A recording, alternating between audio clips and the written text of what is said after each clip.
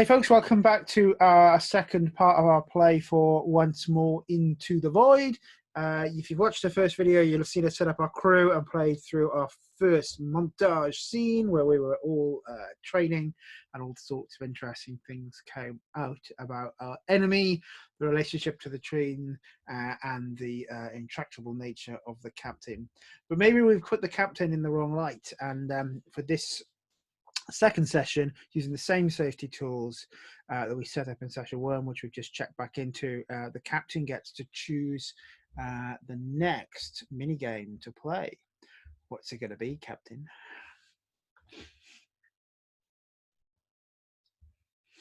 Mini game. I get to choose the mini game. Nice. Where have I put my Once More Into the Void? I think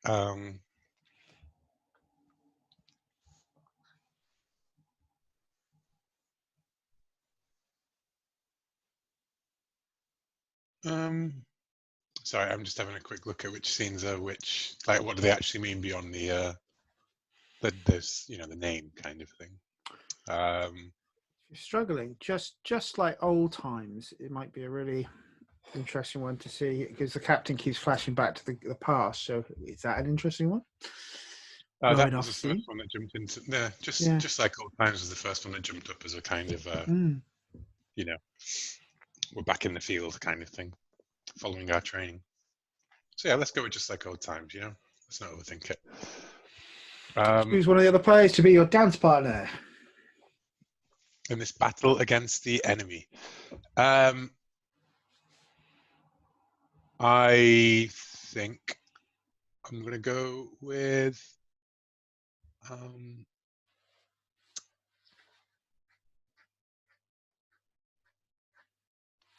I think I'm going to go with Senka.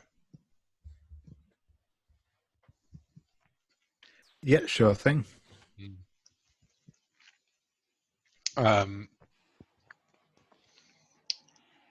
So other players for this one can join freely if it makes sense for the characters to also be present in the battle. But maybe we should sort of think about saving those sort of actions of stepping in until the second round of scenes, folks. What are people's feels on that? Or do people want to be able to jump in?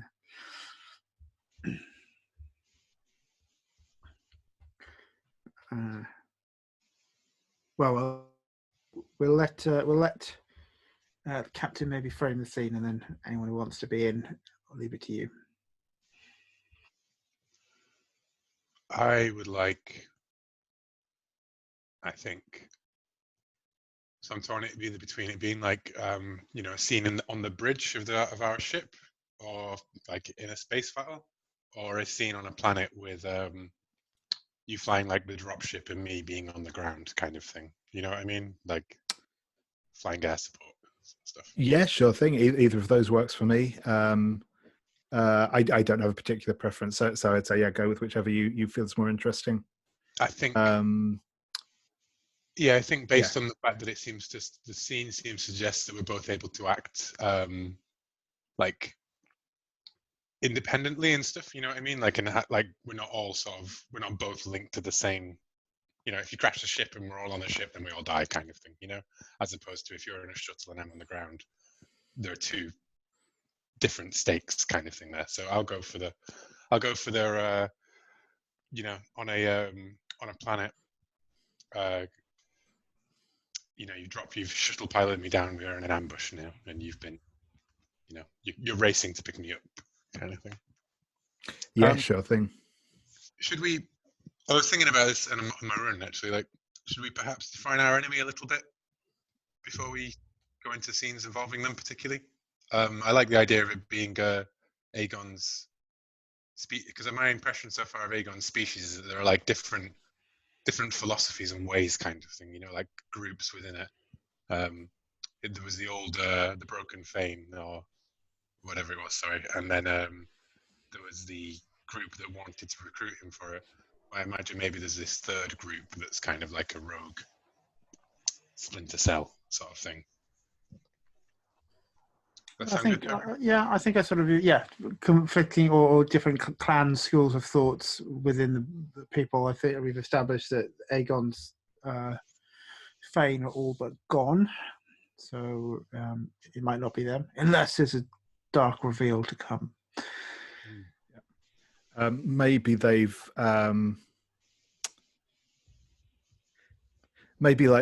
they've captured.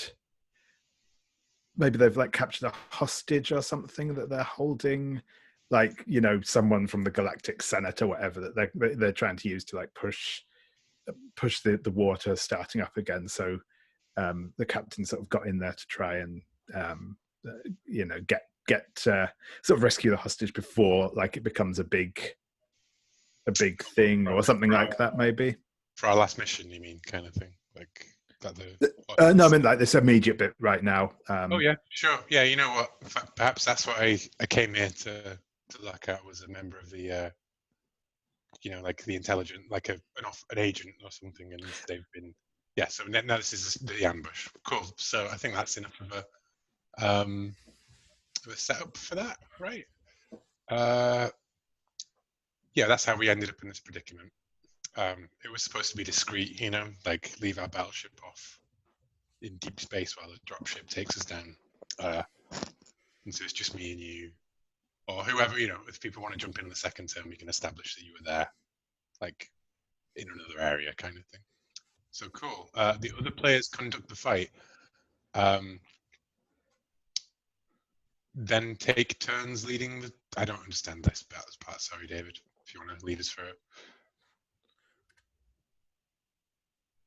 That was a David W. question, sorry, rather than a David M. question.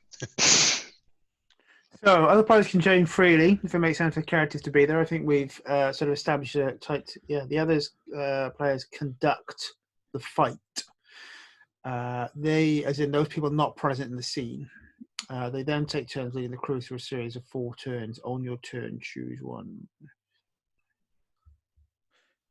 Oh, I see. Sorry. So, like, yeah. So yeah, basically the people that aren't in the scene tell us to do one of those actions until we've done 4 of them, is the way I read that. Yeah, no, it's the then that was just confusing me. Yeah, you know? yeah, that's Yeah, okay, so yeah, cool. Do you want to go first, David? Choose a crew member or should I be doing this? I don't know. Sorry, I don't know. I should be doing this, shouldn't I? Because it was me who chose the event. Sorry. The way I read it is it's the players that aren't in the scene. Yeah. That make the choices. Well, sorry, that set the challenges or vulnerabilities. Yeah, no, I mean we choose whether they should be telling us a challenge or a vulnerability, aren't they? So. No, that's them. I think so. They will say, Commander, you must choose a vulnerability, and then you say what that is and resolve it. Oh, I see. Sorry. Yeah. Okay. Sorry. No, that's okay. That's okay. Cool. Well, should we do that in character keeper order? Going from our right, I suppose. So starting with Dora. Sure. Yeah. Yeah, I think I want to see you choose a challenge first. Okay.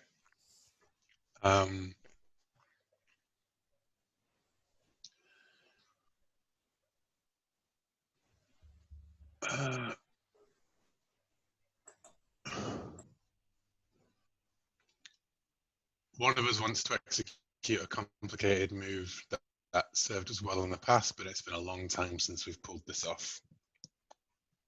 Okay, so I quite like the idea if maybe yeah, like there's been this, you know, you've been caught in this ambush and you're sort of like hunkered down behind some like, you know, convenient hip height debris, and Senka attempts to like come in like super low so that you can essentially just like jump into like the into the sort of you know, hatch on the side of the dropship, to sort of move you out of the immediate path of the thing. But obviously, yeah, this is not something it's a dangerous maneuver. Yeah, I like that. Yeah, sure. Okay, draw a card. You're screaming into my ear, like just like on a Thelion 5, like, or Thelion 6, you know, like, remember that? I still can't draw cards, unfortunately.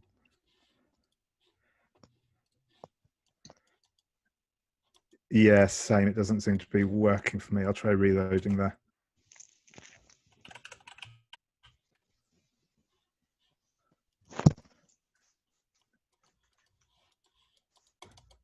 Yeah, it doesn't seem to be working for me either.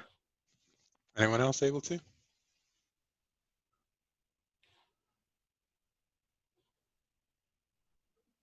I can only move my cards, and the ones that are out on the table I can't draw from the central deck. Yeah, likewise.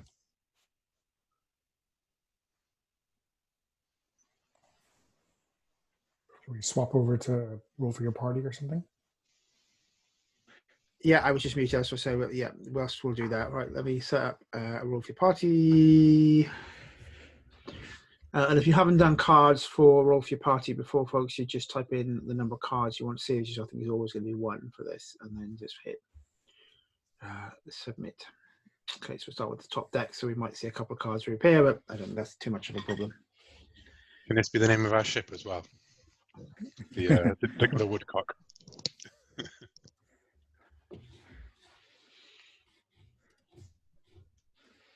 Okay, so I want to submit a card.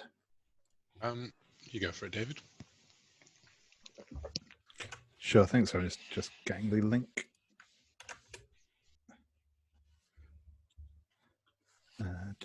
Cards, and yes, it's the box to the other side of the thing as well. That always throws me. Yeah. So that's a 4 of hearts. I think so. It's only the color that counts for this one, isn't it? So on a red,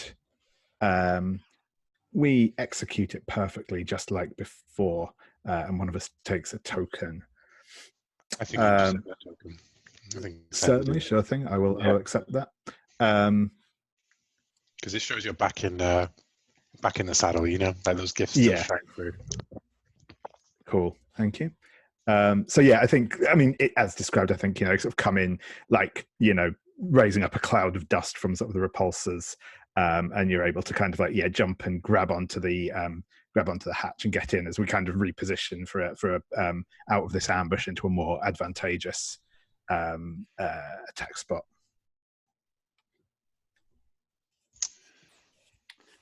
Well, you're in a strong position, right? So I think I should next for you. So I think you can have another challenge at this point. Yeah, sure thing.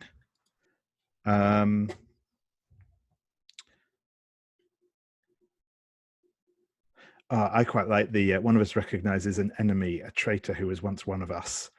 They know exactly what to say to get under our skin.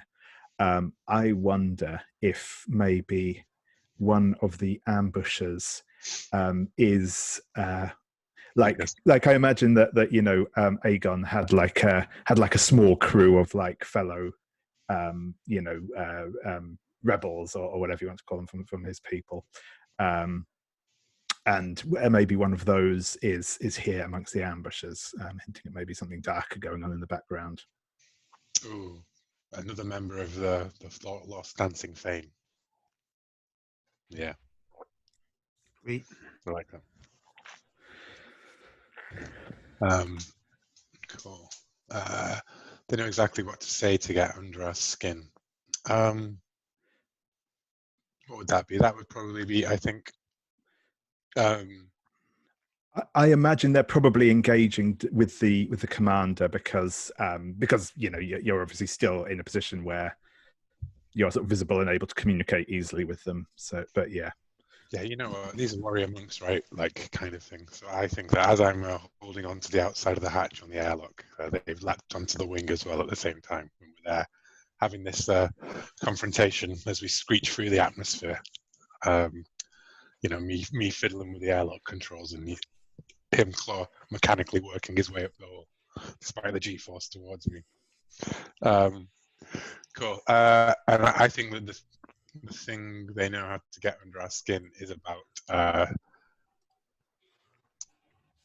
like how not all of them are as blind as Aegon.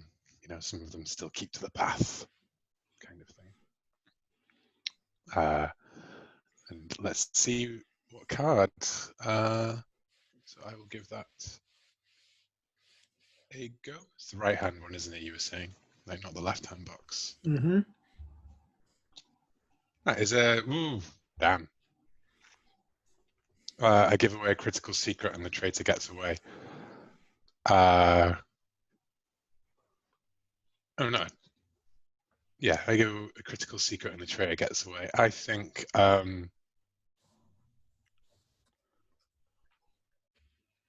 Give away that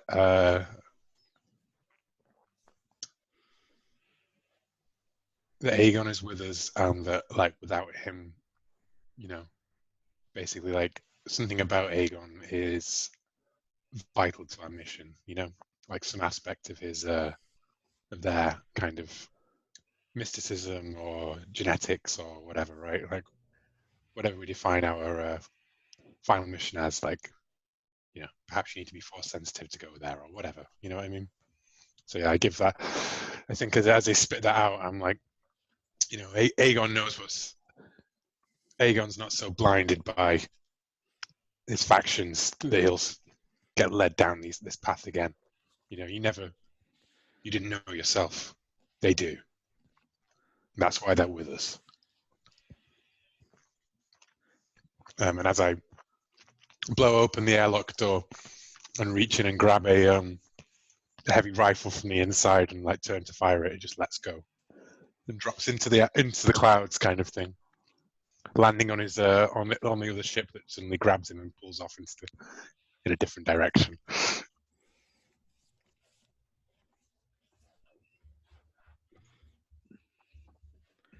Awesome. So it's for Lily to determine whether or not it should be another challenge or a vulnerability at that point.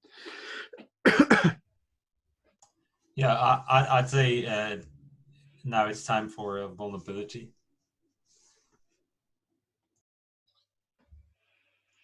You have to choose. Oh no, you chose the last one, didn't you, David? Sorry.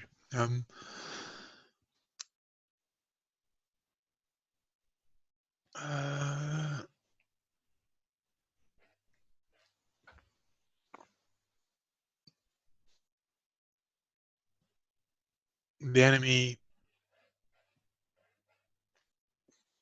gives it their all and unleashes their secret weapon, which I think is as this sort of craft like, you know, breaks off and we think we've escaped. We break atmosphere to find ourselves facing a frigate, like, you know, a capital class sort of ship, maybe a small one, but like we're massively outgunned, and it's been waiting for us. And this is going to be at the very least, one of those scenes in Star Trek where the whole camera shakes and sparks fly out of the consoles.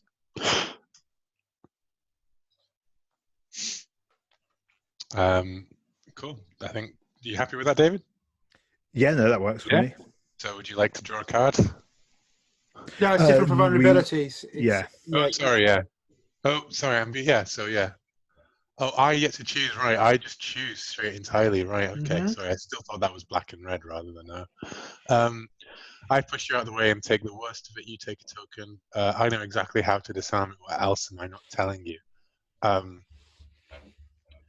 I think that as we like the cannons start to charge and you start, you know, dropping out an evasive pattern, and I'm going to like swear and jump into the like launch myself into the things, and I'm going to suddenly start fiddling around with the shield systems. And as that cannon fire explodes outwards, and the shield flickers that lightning that we saw before in the training montage, and the blast just dissipates around the field. You know, and I have some sort of secret intel on these, let's say, like forbidden weaponry, you know, disruptor cannons or whatever, which were forbidden specifically by the treaty, but I know the specific way of reflecting them. Cool. So I take a token from that, I think. Which brings us to endings, but I think we drew equal number of. Oh no, I think we have First- one more. I think we go Oh, back to sorry. Donna for one last. Okay, sure. Or Oh, are we, sorry, are we yeah. happy in this instance that 3 is enough, or do you want to choose another one, Donna? What's your... I mean, I guess we need a tiebreaker anyway. If you both have the same number of tokens, yeah. Does anyone else want to jump in? No. Okay. Sorry. Let me reopen that page.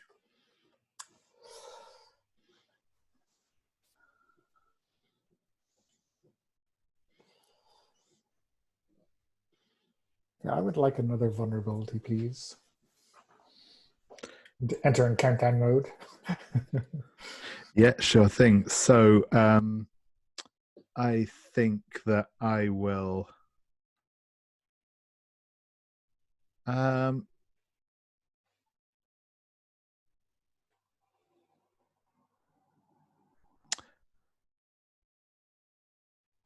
Yeah, I think I'm going to go for the enemy announces an offer one of us can't refuse. And I think that it is it's quite simply sort of we get the hailing over the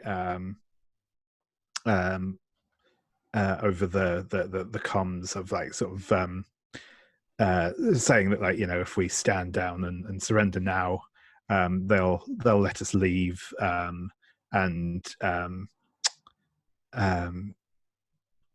it's, you know, it's and I think it's quite simply that it's just that they're willing to just let us go if we basically agree to stay out of their business and just let them do what they want to do. And I think there is maybe at this point the kind of the officer, the captain of this ship maybe kind of sort of says, you know, come, commander, you know, war is your element. This war will be a decisive one, and whichever side is more worthy will win the day, sort of thing. But at that, Senka just sort of like jams this little drop ship into overdrive, sort of thing, and and you know does the sort of classic sort of Star Wars, flies straight for the bridge of the enemy ship, and kind of just lets loose with the sort of small, like, basically anti-fighter weaponry they have on their ship, to sort of like disable the cockpit on the enemy cruiser. But you know, we get the kind of, they're obviously strafed by laser fire as they go in, and get sort of the console exploding in front of him, and you know, he's clearly like thrown back and hurt by this, and they limp back towards the main ship. But this capital ship is disabled. So I think that means that You get a token. oh no, so yes, I take a token for that one. It's yeah, so I will take that token. And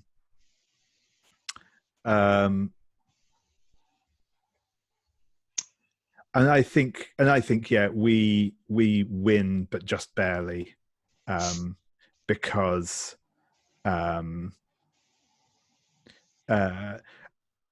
and the enemy get away and take something important. And I think in this case, yeah, the what they get, the important thing that they leave with is basically what we sort of said earlier. They know that Aegon is involved. I think they know now that we as a crew are getting involved into their plans. They are sort of expecting us. Yeah, I think they also get away with this agent that we were supposed to meet as well. Yeah, sure thing. Actually, no, I think maybe we do. I think maybe we are still able to. I think maybe they hadn't Because got we to the win, point of don't we? extracting it, because we do win. Yes, I think we managed to get them out. But but they are now aware that we're onto them, and they will maybe be stepping up their plans in response. Yeah, I like that. Cool. So I draw a card. I get very anxious whenever I draw these cards. Another royal. Jesus Christ. I think that is a royal that I drew in the last deck, so I could maybe discard it. It's definitely a card that I drew in the last deck. Should I draw another one? Because you're not supposed to shuffle in between, are you, really? Yeah, Although go for that it. said, I think, yeah. Oh yeah, no, yeah, yeah. I don't mind whatever we want to do. Well, let's establish. Are we gonna play from the top of the deck, or are we any preferences? I'm probably just in favour of just playing from the top of the deck on the basis that I've closed down the window we had before, and it didn't look like that was very well shuffled anyway. So it might make as much sense to just start from Yeah. a fresh. We'll just play from the top of the deck if no one else objects then. Because like I'm just annoyed because I have to keep coming up with royal cards complications. I'm going to throw that. Can I throw that complication out to the group? Anyone has any suggestions? Please jump in. I'm wondering if maybe the reason that we were able to get away with this agent is that he's secretly a double agent. But that's The other thing, if we wanted to put something they took away, is they've managed to take one of the encrypted comms boxes, and maybe they can break it. If they can or can't, would either be paying or taking a token. Yeah, Okay. that's cool. I like that one. I like that. The guy who jumped across to the skiff left something behind for later. Those are all. Now we've gone the other way of me now having too many options.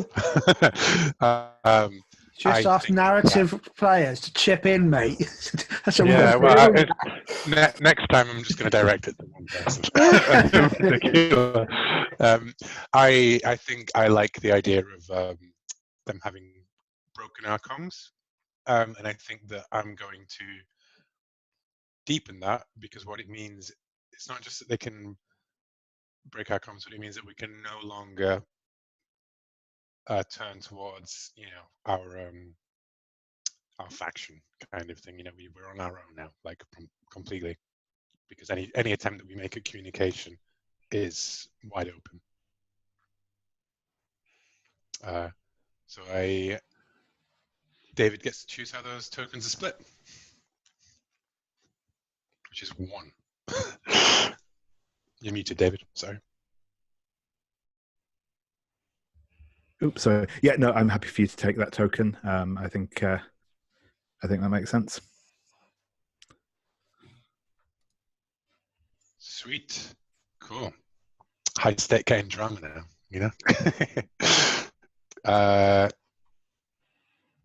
is it somebody else's scene now to choose? It's Donna, so it's down. Yeah, it's down to the to Tycho. See what they want to do. I'm torn between who do you think you are and blowing off steam. But given that we are maybe discovering that we've been bugged, I think it's a who do you think you are?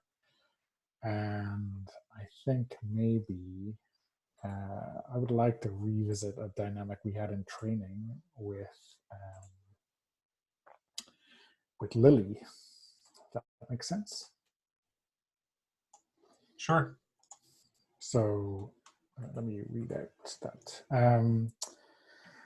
Ask your chosen partner how one or both of you got fed up with each other. How did this confrontation start? Others can join freely if it makes sense for their characters to also be present or engage in the confrontation. During the conversation, anyone can ask anyone for details about the relationships and circumstances. So we probably see ourselves in one of the situations we specifically trained for. And I think there are important details you left out, and you're basically just dealing with stuff, and I'm just throwing stuff in that you miss, and then that you're doing wrong. Yeah, and maybe you can't take that anymore. So what was that the idea for Yeah, this scene? Sure. Okay. But so decide what the stakes of the fight are, if any. Decide what non-lethal weapons are in your hand, if any. Decide who is watching, if any. And then we have like a questions, etc. So are we like working at are we trying to refit the communications or something like that? So we have like, I don't know, hydro spanners and the like.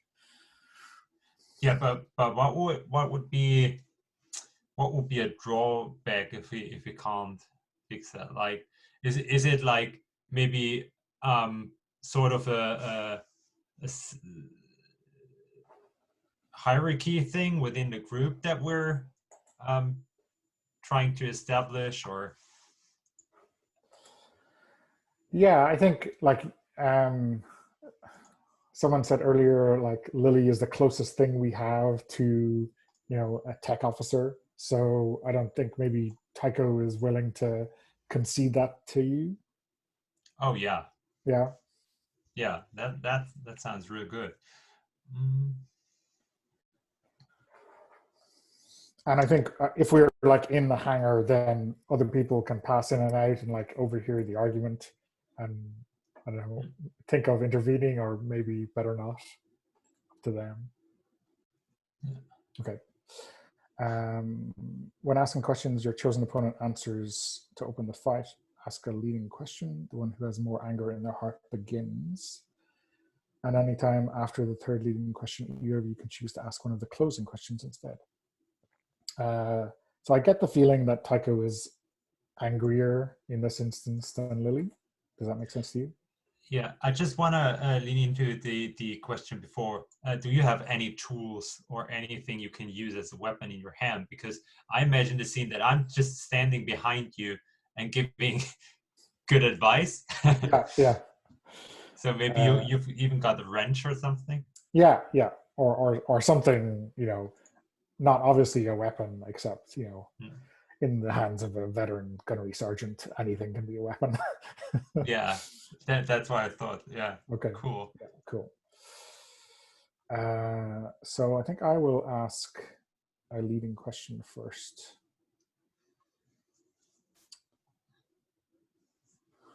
Oh, okay. I bring up the past in a way I promised I never would. What do I say to hurt you?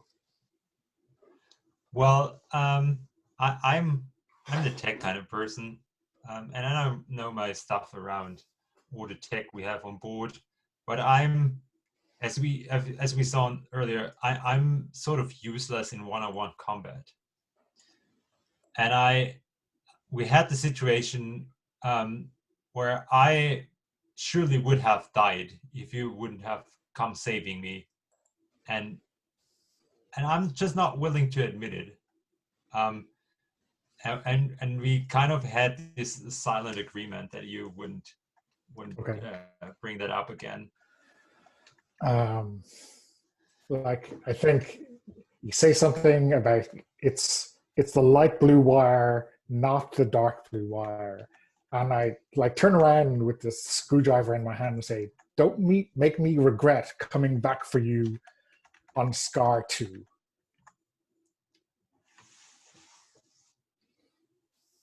You really want to go that way?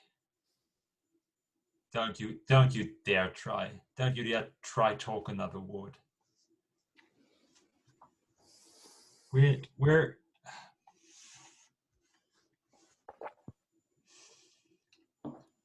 okay. We haven't been best friends, but I really thought we're over this. And I'm just grabbing the wrench and holding it up, and you're not sure whether I'm going to hit you or I'm going to try to fix it myself.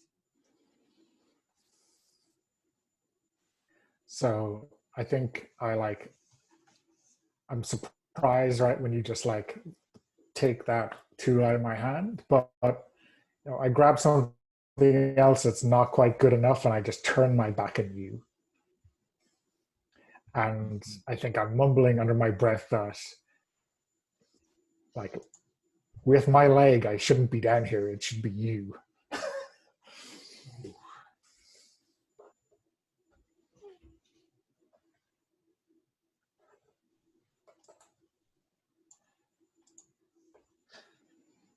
Well, you're down here with me because who knows what you would do if I'm not if I can't see to it. So I question your loyalty to the crew.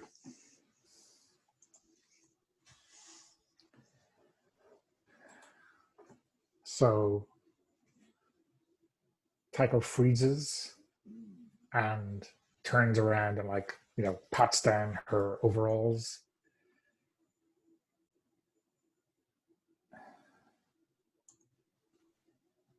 If he hadn't already recruited all of ye, I would not be here at all. I'm here for you, not for him. Oh wow, that totally catches me off guard. And yeah, I'm just standing there, lowering my arm, letting the wrench just fall to the ground, and standing there staring at you with an open mouth. I'm just not capable of progressing. Okay, so in Tycho's mind, when she said that, she meant like you, the rest of the crew, not Lily. But now I am picking that option. I don't know. Maybe I've already done that. So I think I'm going to pick that last option. I give into my passion and throw you against something, pinning you there with my body. Do you push back or do you pull me in for a kiss?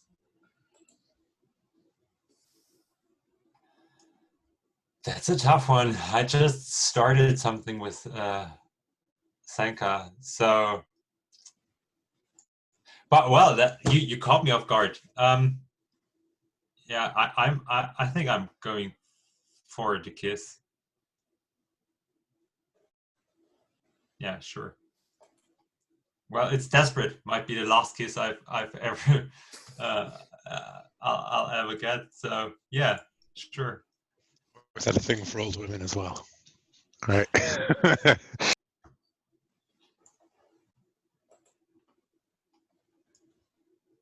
Okay.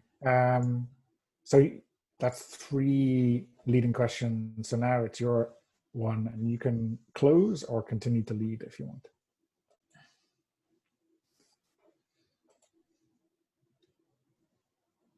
Yeah,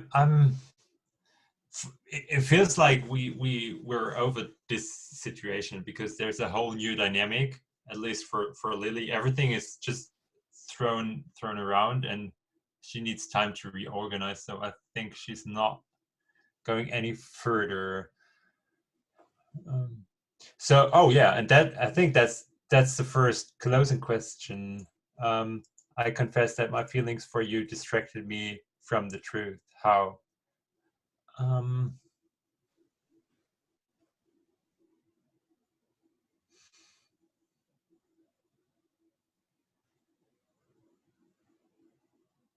Okay, yeah, I just it's too much still. Like after our little romance, I just withdraw and hide, and you won't see me for quite a while. Is that okay? Yeah, fine. And you take a token for that.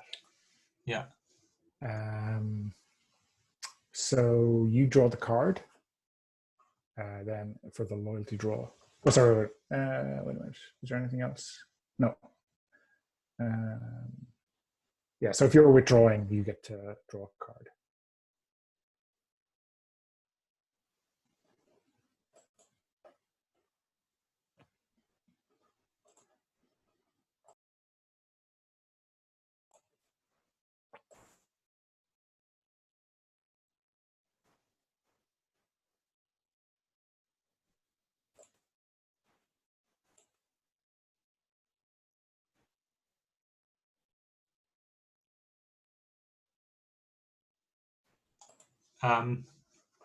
I've been muted. Sorry. I drew an 8, and we've got 2 tokens, and it's up to you to decide Okay. if we split, if you keep both, or yeah. Okay. I just seen I'm so far behind on tokens. It's silly. but I will share them one each. Okay. Oh yeah, I've got plenty of those tokens already. Yeah.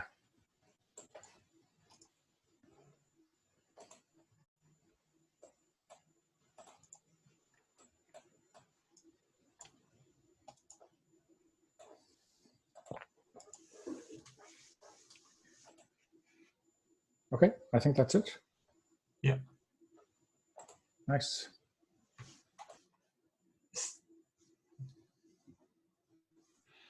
So that's to me. And I want to find out if I can finally trust the captain again. And only if we have time, Captain. If you do this, you'll finally earn my trust. So set up, you must play this game with the captain. Captain cannot choose to play this game. The game can only be chosen once per player. Others can join freely if it makes sense for their characters to also be present or engage in this away mission. During the away mission, anyone can ask anyone for details about the relationship and circumstances. So, the player initiating the mission follows the stages and their instructions. A player can decide to withdraw at any stage, at any point, choosing to fail the mission. The captain makes choices or answers questions when asked to. So, the first thing is then I seek out the captain on board the ship and steal them away from everyone else. What task am I interrupting with the captain when Aegon approaches? I think you're interrupting. I think you're interrupting a discussion of, you know, like a look at the sort of massive, like galaxy map kind of thing, and discussion with Tycho and David's lost his name, so I keep forgetting what his character's called. I keep wanting to call it Sender, but it's Senka. Sorry, Senka. Yeah, I think we're discussing, you know, the best way to slip behind contested space, kind of thing, you know, without alerting people and triggering a war inadvertently. And then you asked for a moment of my time. And how does my distress and worry show to you?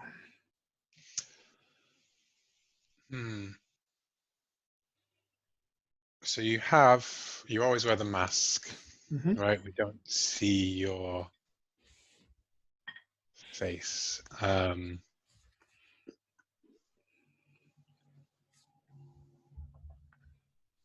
think it is in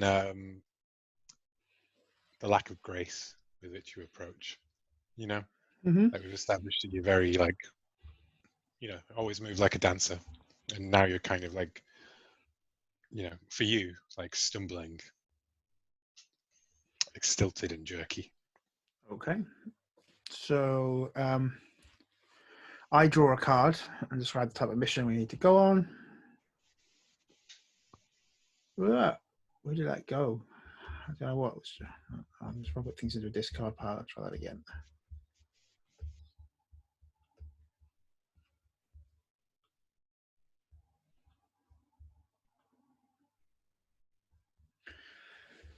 So that is a spade. As a mission focused on deception tactics or seeking the truth. I read your report from the extraction of the intelligence information. I did not believe there are any of my Fane still alive. They're all reported past. I have buried most of them. If they're there, and this is strange indeed. I need us to find out who that. I need to find out who that was and why they're wearing a mask of my clan. And if they are of my clan, ensure that they do not side with our enemy. My people must not restart their acts of war, whatever the cost. Agreed. So,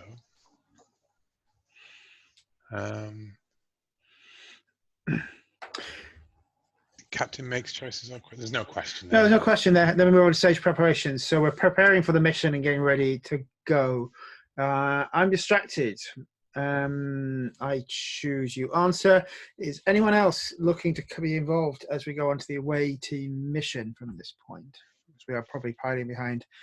So yeah, okay, that's true. I think that was Donna waving their hand. Yeah, I think you need to bring someone who knows what they're doing along to this mission. Yeah, I'd like to have the veteran along as well. Yep. You know? Cool. 3D prayers mission or distracted. I choose you. Answer.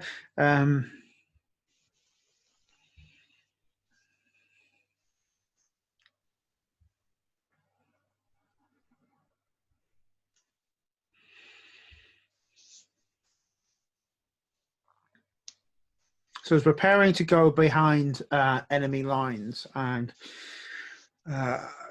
close to my homeworld. I keep my distance and focus on proving an aspect of our ship or crew. What am I changing and how?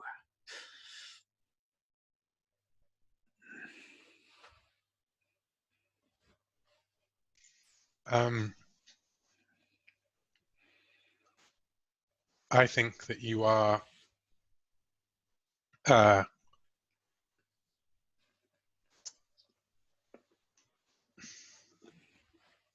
changing our comms dish, our transponder, you know, various like small subsystems of the ship to mimic the telemetry of your people, rather than a vessel of your people, rather than a vessel of the you know, the Federation type thing that we're part of.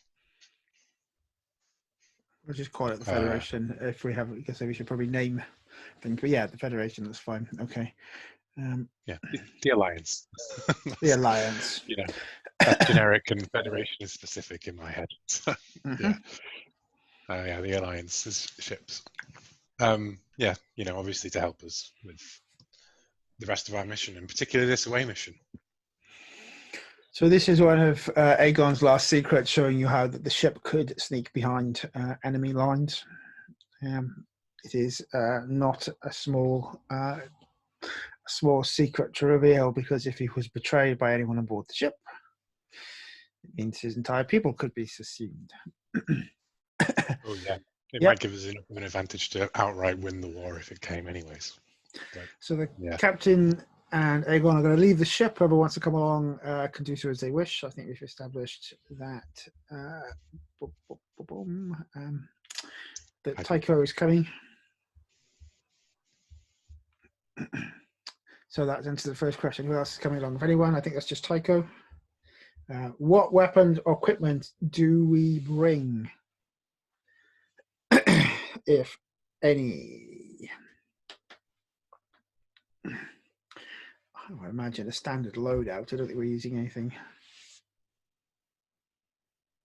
Well, I think that's a question for anyone else to answer. Actually, I think not me. I'm asking the question. Is anyone bringing any extra equipment or gear with us? I think yeah. Sorry, this is an infiltration mission, right? So we're probably not going loaded for bear. It is. Yeah, I was going to say, well, we're in Blades in the Dark terminology, light load. Yes, yeah. Infiltrating. And what do we see as our shuttle flies close to our destination?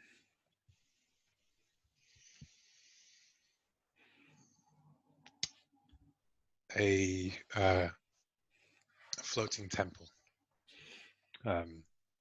surrounded by a floating temple that's sort of in the middle of a massive crater where a sort of city-type, you know, settlement has been built up around the edges of the crater and in the basin, and this temple floats in the middle,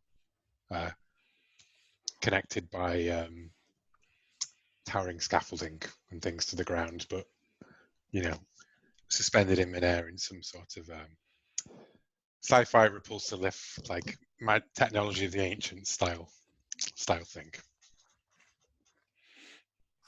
Cool. I would like to just add to that once it would have looked grand and impressive, but battle and war has been seen here on this world in the enemy's territory, and there is little sign of life. And then I draw 3 cards. This card.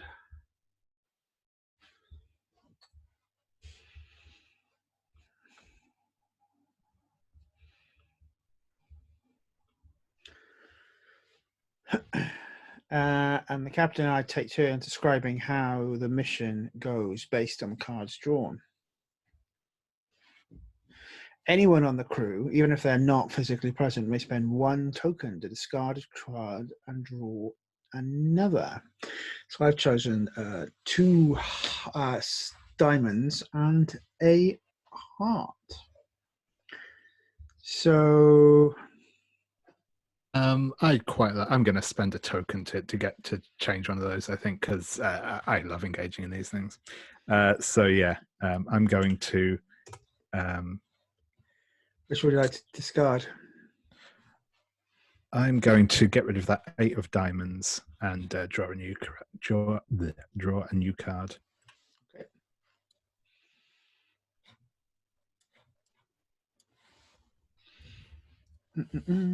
So it's just, I think it's just suits here. So cool.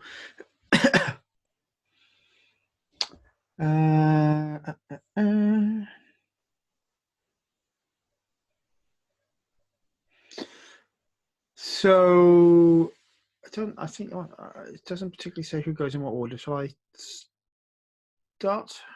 I'm going to choose the.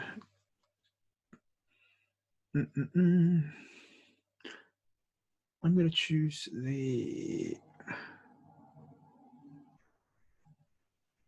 I'm going to choose the diamond.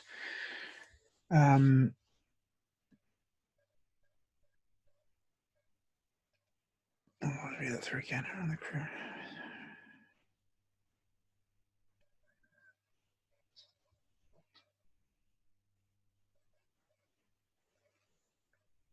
So on a diamond, I choose. I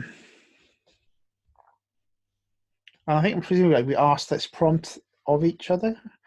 So I'm going to say that everything goes exactly according to plan, except for one thing. What is it, Captain? The one thing that doesn't go according to plan is that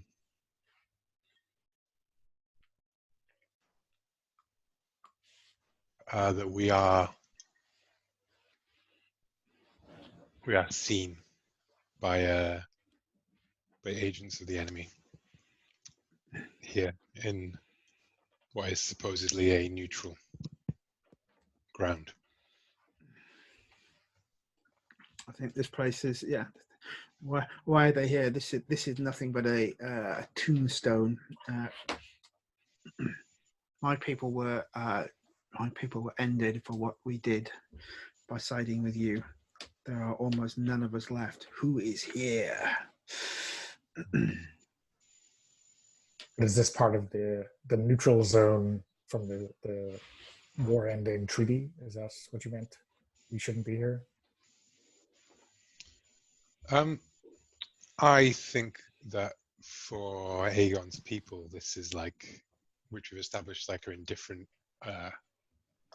clans and things, So I think this is perhaps even a neutral ground for them as well. It's a relic of a time past, and we expected it to be empty because it was almost forsaken with the how they view the betrayal of the Fane. Like, perhaps if any of the Fane live, then it would be of importance. But the Fane are gone. Just Aegon remains. I'm slightly confused by this, where it says the captain and I take turns describing how the mission goes, but all of the questions are I choose. As in, it's your turn. So you now get to choose a card. There's two hearts left, all right? So I think I'm going to spend a token and get rid of one of those cards. Let's hope we won't get a card. This heart. Oh my god! So it definitely wants us to do like hearts. So let's understand what Face is telling us. I finally confess my truest feeling to you, or I finally leave behind our shared past. Do you let go or hold on? I think you're asking that question to me, are you? That's what we just did. Yeah, I am. Well, it's because I need to sort of decide what my what our shared past is in this context, or like what my truest feeling would be, right? Before you can accept or deny the truest feeling. I think that my truest feeling is that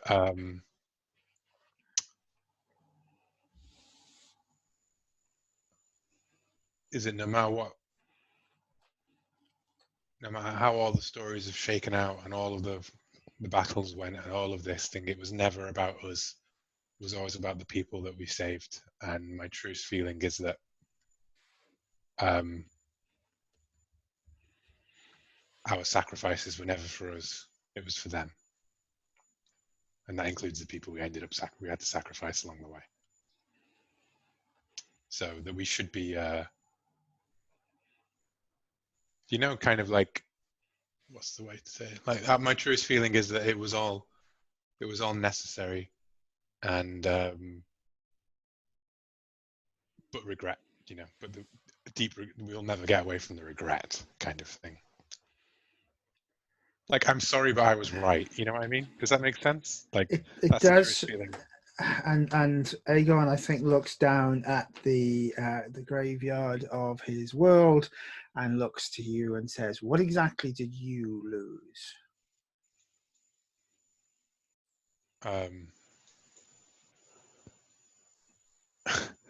Rigel 5.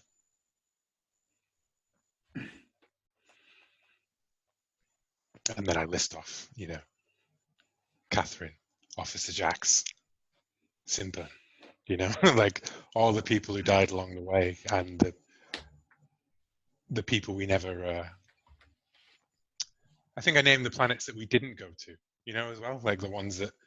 So the thing that I always love about it didn't really come out in the game, but in Mass Effect, like the very first advert I saw for it was like a load of distress calls. Like he's on a planet looking up, and there's a load of distress calls coming from the stars, and it was phrased as like, who do you save, And it didn't really come out in the series, but I like that idea of like the entire world is on fire. You can't save everybody, right? Who do you save, kind of thing. And every choice that we made to intervene resulted in two more dying, and I suppose I look at the way the captain looks at this world is like, how many more would have looked like this if we hadn't done what we did?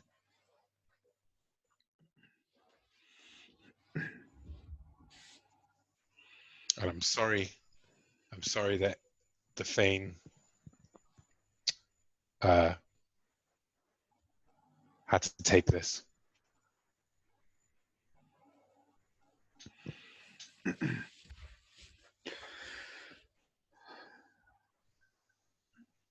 I've looked at this place as a wound upon us and a scar I can't let go.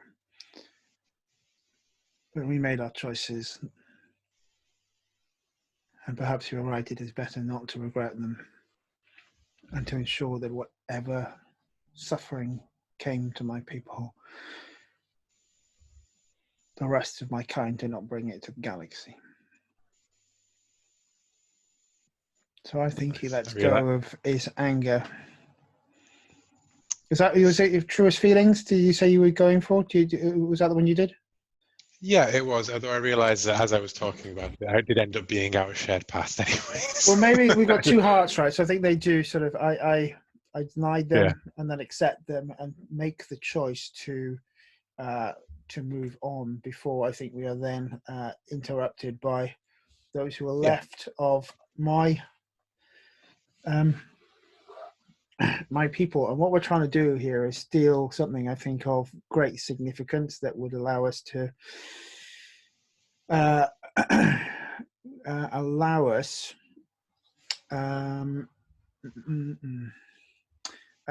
to sort of, I suppose, gain or raise a banner against those who would not follow the enemy into this war. And from the 3 cards drawn, we take the highest result and narrate. And our highest card was the King. How does it go better than we hoped? And how does it inspire the rest of the crew?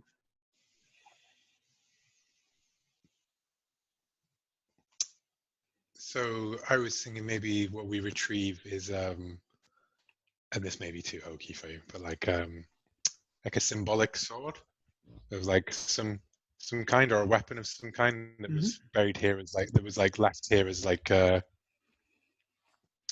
like the peacekeeper kind of thing, like the weapon of the clans that's used only to end like endless conflict, like to protect kind of thing. And it was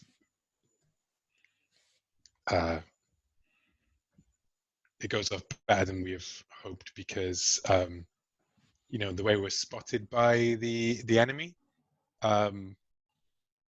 word of the dancing Thane once more claiming the peacekeeper,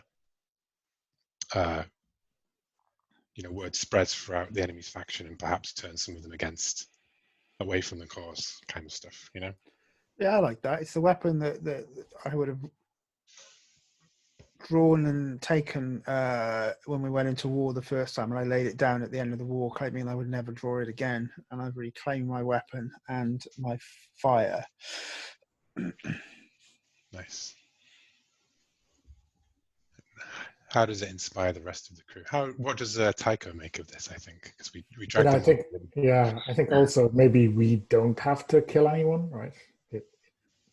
Maybe we get confronted by some people and he just pulls out the sword or the whatever it is, and then like they just sort of back off. Like, well, also no one knew if the sword would still be there if it survived the whole war and everything. So maybe there was a mythical aspect to it, and I refer to it as like, it's not proven that it exists anymore, and we even maybe see a small montage where I've been teaching to my students, and when I see it like firsthand, that just, well, it not really shatters some beliefs, but more it puts the shattered beliefs I had before even more together. So for me, it's like a true sign of hope. So we are on the right track. If we can claim the sword, we gonna bring this whole thing to an end, right? Yeah, I think this sort of fits into the look, the feel we set up. It is the irreplaceable family heirloom. So it is the sword of as I say, my Thane, and that means, yes, I have not only come back to war, I have raised my banner to fight with the Alliance against the other Thanes and my people. Sorry, I guess for Tycho then, maybe like she sees that interaction between Pastor and Aegon and kind of starts to believe that maybe he has changed, that he's not quite the same person he was the last time out.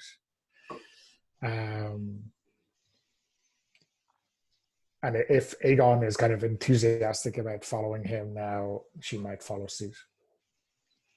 Nice, I like that. Yeah. Maybe I'm doing the same things, but for different reasons. Yeah. Yeah.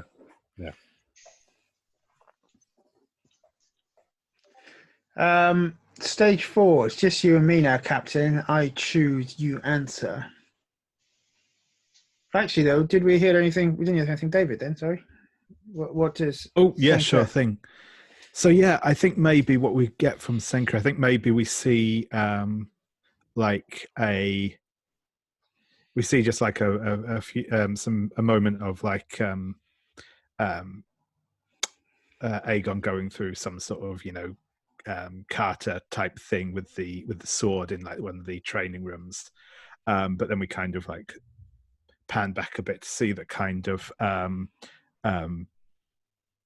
Senka is like watching on the sort of camera in the training room, watching on the sort of video feed, and there's just kind of like a kind of peaceful smile on his face, yeah, I think that's that scene. Cool. So I choose, you answer. I say what was left unsaid for too long, and there's no turning away from the past. What promises do we make to each other? For are they sincere or foolish? Captain.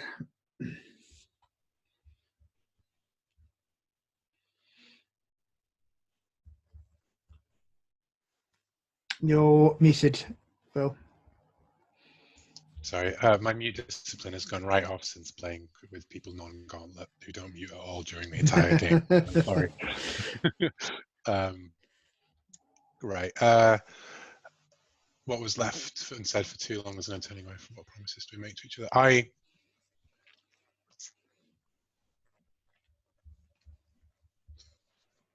promise you this will be the last time I ever ask anything of you. Because I know it's already been far too much. And that is sincere.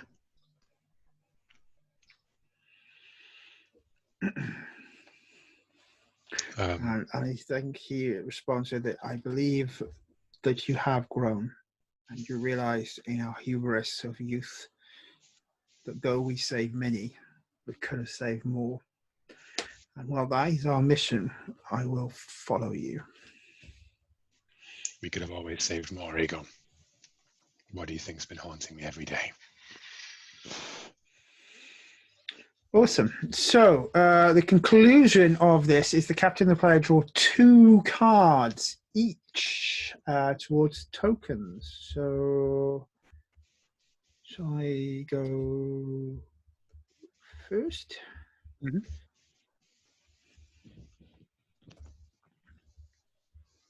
It'd be nice to get an ace, wouldn't it, at some point during this game?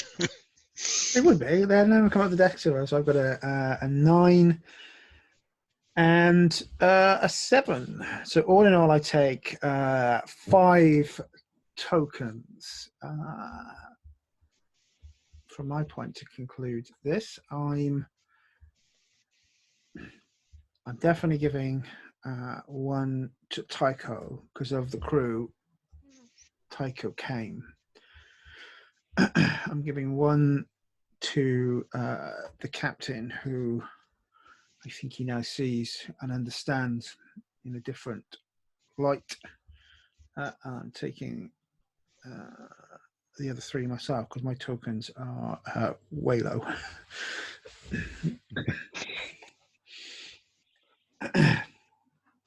And then we are done. Do I need to draw my cards as well?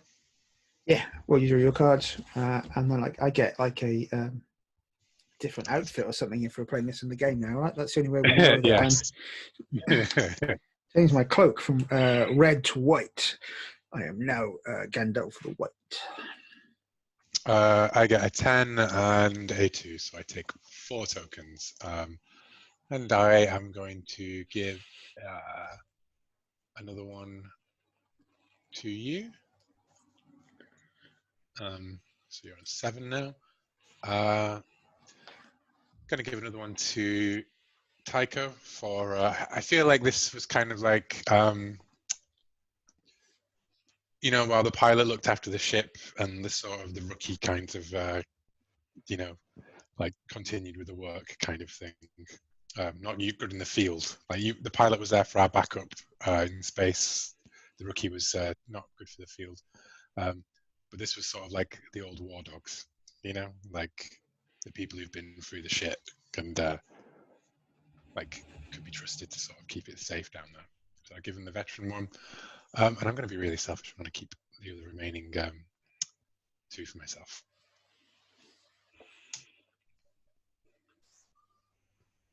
So yes. That's me concluded then. So we move on to Lily and what scene that Lily would like to do. I think I would like to resolve the love triangle with the last time we touched. So only you and your chosen partners play asked him how you two or more found this moment of possible intimacy. Yes, so I don't know what ideas you two have about it, but I'd really seen like something going on between Tycho and Senka, finding out that Lily kind of played them both a bit, something like that, because after all, it says the other, they only see one who is untested, undeserving, and unqualified. So I thought that you kind of see me as just a neat gimmick on the crew, but I can't actually provide anything helpful, at least not this time, because I'm out of training and stuff, and I've had the easy life going. So I not only want to see like the love triangle maybe collapsing and resolving in some fighting, but also like that maybe possibly both of you turning against Lily, because for now she played nice, and I really want to go a bit more troublesome path with her. That's cool.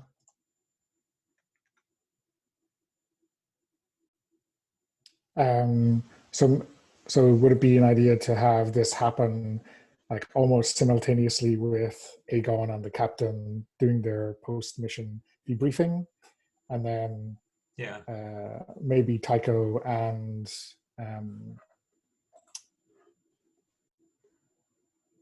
maybe Lily was the only one who didn't go along. Like if Senka was piloting the ship to get them in, maybe they're chatting afterwards about the mission, and Lily comes up. Does that make sense? Yeah. Yeah, sounds good to me.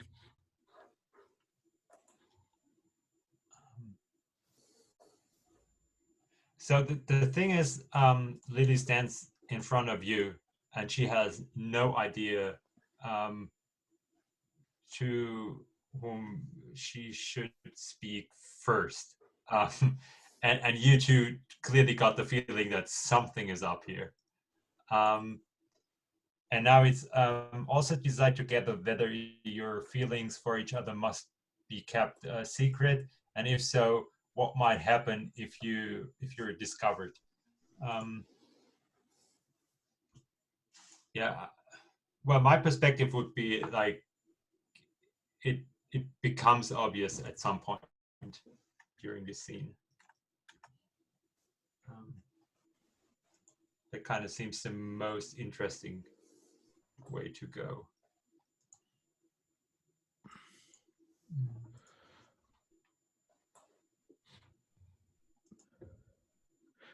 Yeah, that sounds fine to me.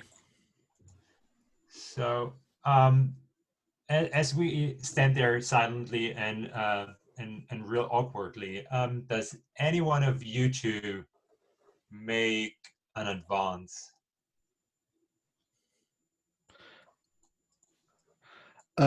So I think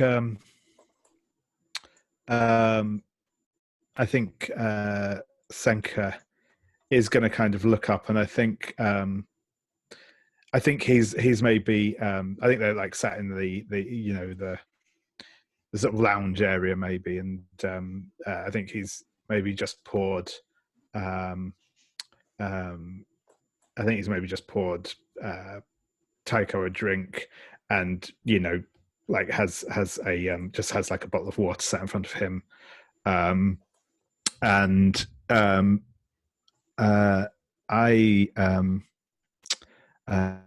would like to touch. I would like to touch Lily's hand and describe her strength. I perceive. May I? Yeah, she wouldn't. Well, she hesitates. So no, I think I just make a small step away from you, and shyly look over to Tycho. So because I haven't talked to her since. So yeah, cool. So yeah, I think it's just quite simple. I think as she sort of comes in, it's like it's not like a necessarily an overly romantic thing. It's just kind of like he goes to grab her and sort of bring her, sort of pull her into a seat almost. But I think he's going to shrug and say, "Do you want a drink or not, Lily?" And he kind of like unscrews the cap again on the bottle of like space vodka.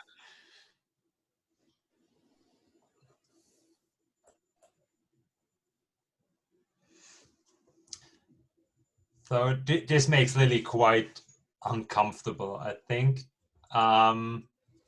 And seeing you've been drinking already quite a bit, I think Lily would try to grab Tycho's hand and would try to leave the place without talking too much. So I just looking if there's an advancement in that kind of way.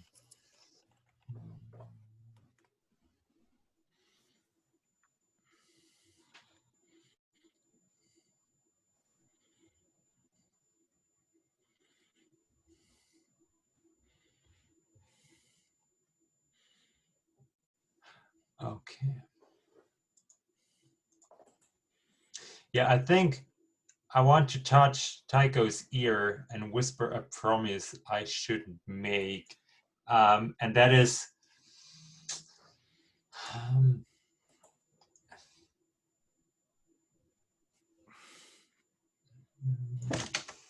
it's a tough one. What would be a promise that I make way too rashly to just escape the situation?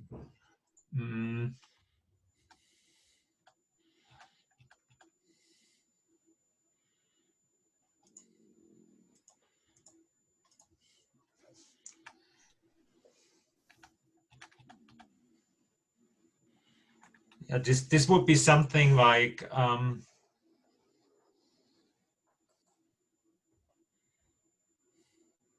okay, so this is I touch your ear and I say something like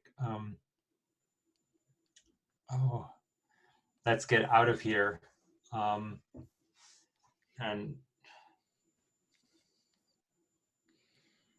once this is all over, we'll never be separated. You wouldn't have to go to war anymore, and we could have a life together.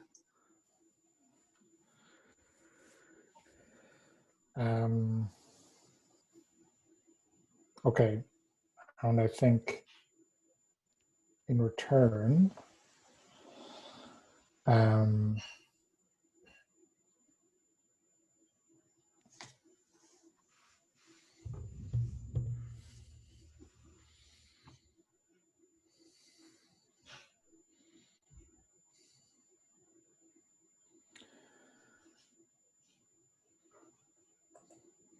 Tycho will draw away, like she's not going to follow you right now, and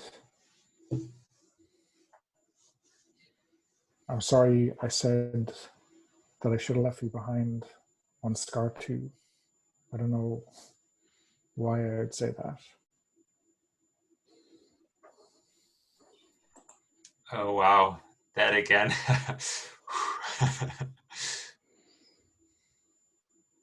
um,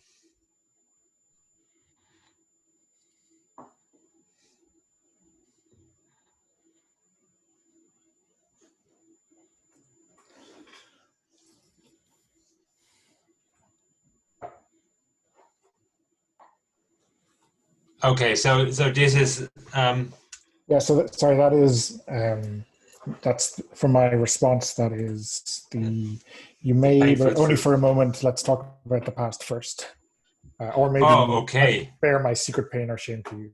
Maybe that's Uh-huh. the better option.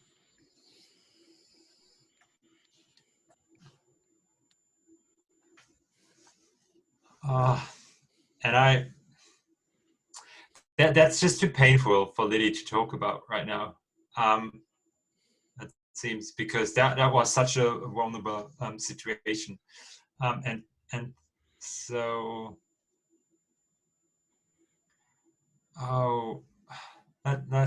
let's not talk about that one. Let's talk about our future.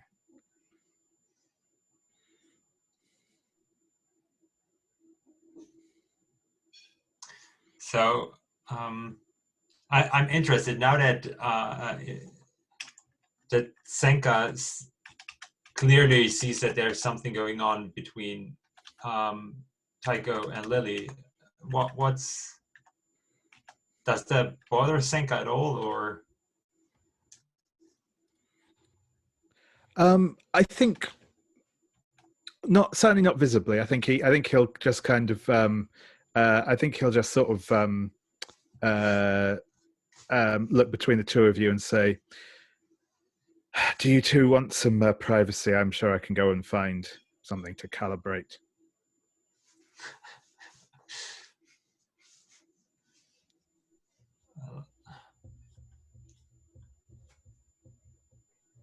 Yeah, well, Lily clearly avoids eye contact. That's for sure.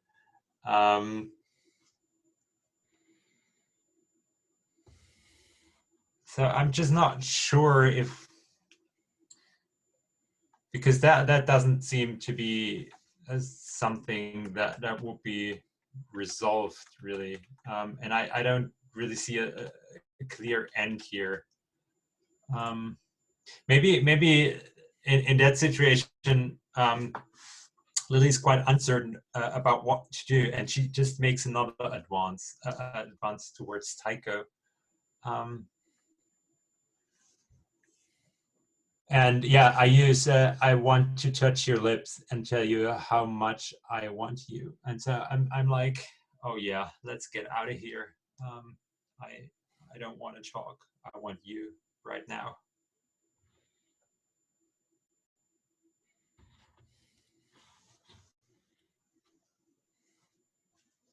You did. So has Sanka left the room at this stage? Is that you exiting the scene, or what's? I think I think maybe at this point, I think that Senka's going to stand, and I think he's going to wink at Tycho, and head out. Though he does pick up the bottle, the bottle of liquor with him as he goes.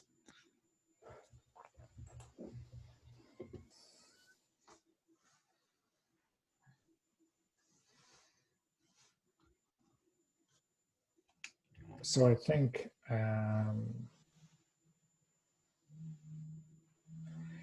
So I'm going to pick the option you may, but first I want you to talk to Senka. Oh wow.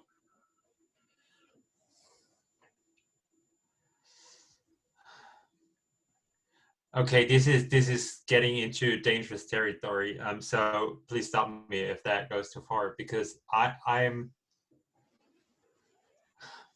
Lily will say, "Oh, please don't make me I've dealt with drunks like him in the past, and Well- nothing good ever comes out of it. Well, he's not drunk yet, so maybe you better talk to him before. You've seen how much he's been drinking in that 5 minutes we've been talking. For a very good reason.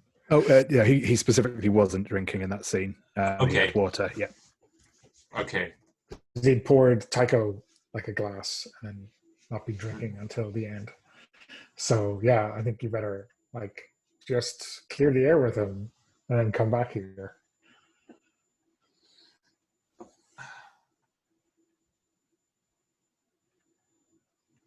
I think Layla is a bit pissed off by that because I think she kind of is, with her personality and her look and everything, she's kind of used to get what she wants.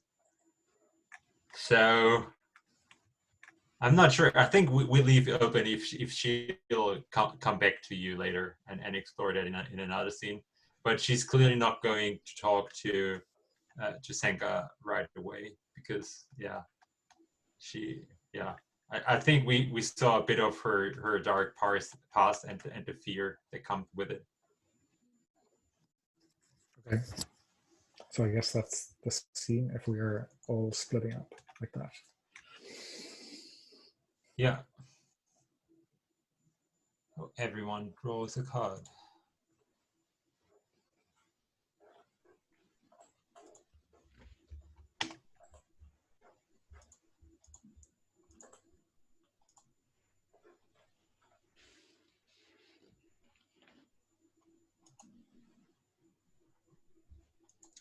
I think the 4 was mine then.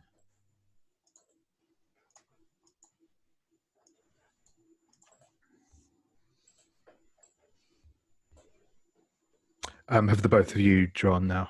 Yeah, so I've drawn Yeah. a 2. Yeah, cool. I've tried to get rid of a bunch of stuff.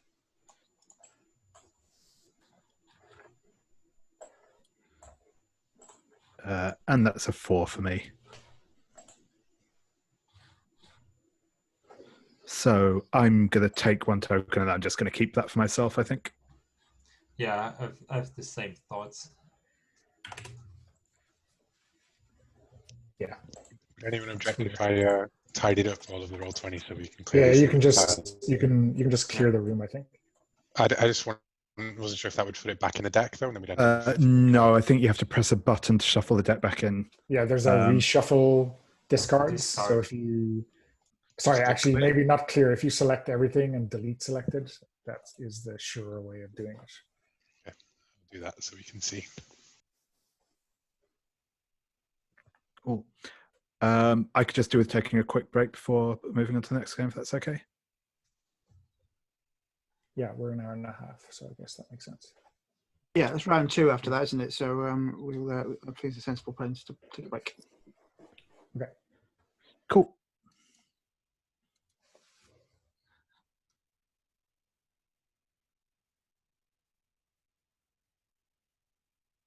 I would totally have played the Brigadier, by the way, for Doctor Who.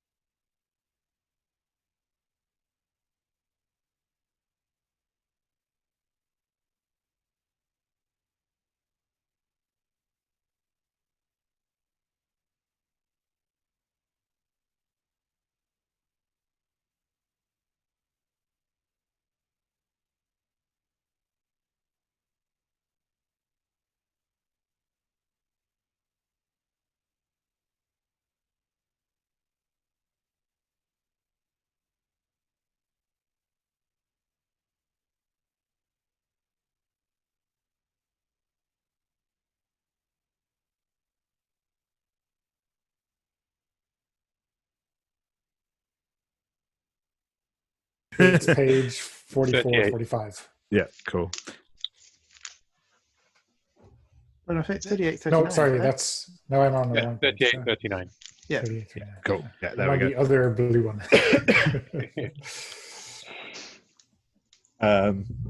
Cool. Yeah. So, so the setup for this one is ask your chosen partner where you go to blow off some steam. Others can join freely if it makes sense for their characters to also be present. During the conversation, anyone can ask anyone for details about the relationships and circumstances. So we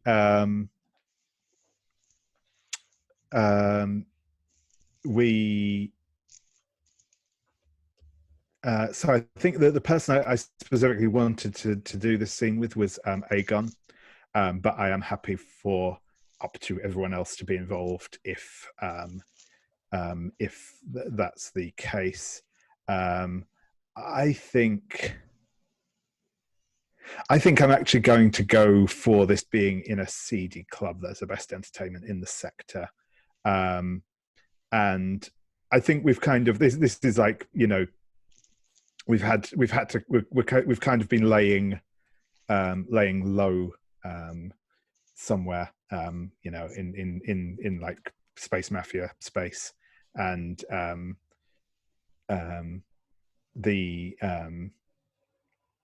and yeah, I think I have to a greater or lesser extent dragged people to just like go and spend an evening away from the ship at this club, and you know there's music and alien dancing and all that sort of thing going on.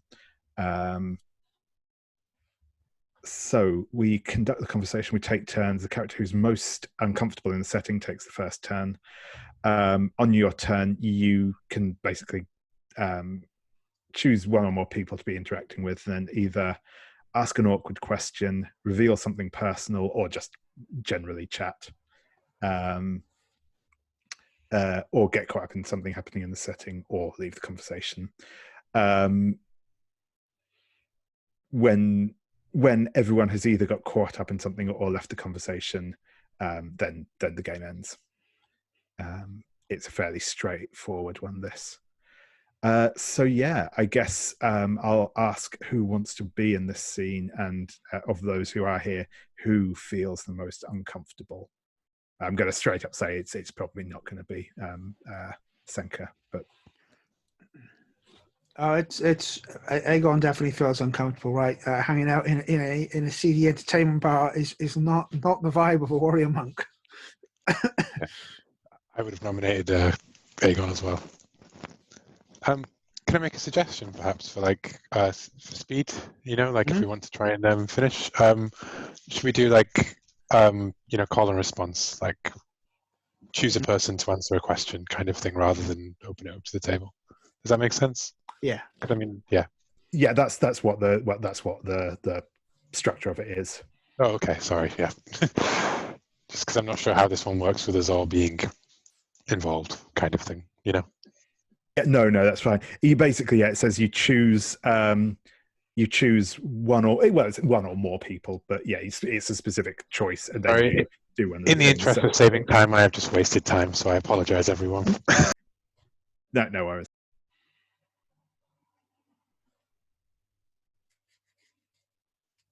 So I take the first turn. On your turn, choose one or more people, and I'm going to reveal something personal. And I'm going to reveal that you've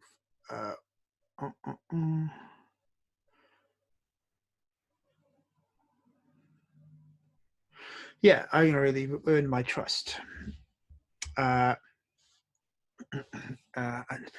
Aegon would normally not come on missions like this, but now he was a different color coat because of his loyalty mission. He'll come to the bar, but he'll sit down and order a round of drinks for everyone, and says, "It is strange to be with you all once again.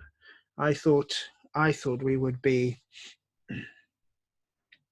I thought after what we did, I would be alone forever. And it seems that I am wrong, that I am not the last of the dancing Fane. I have a new family to complete this movement with, and between us all, the laughing Fane will woo the day that we reunited, and he will raise a drink and cheer to everybody.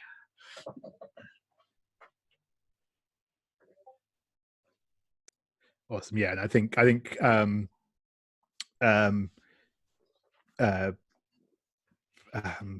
Senka will raise his drink in sort of in a toast, and will like take a sip from it, but then we'll kind of just put it down on the table like in front of somebody else.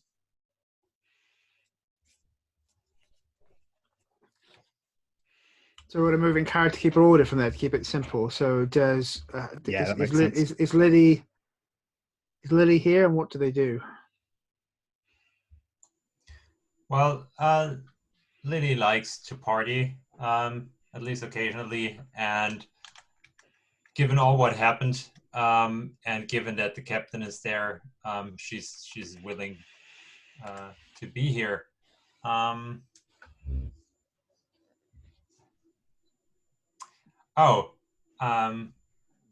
And I think she raises the glass and says to the captain,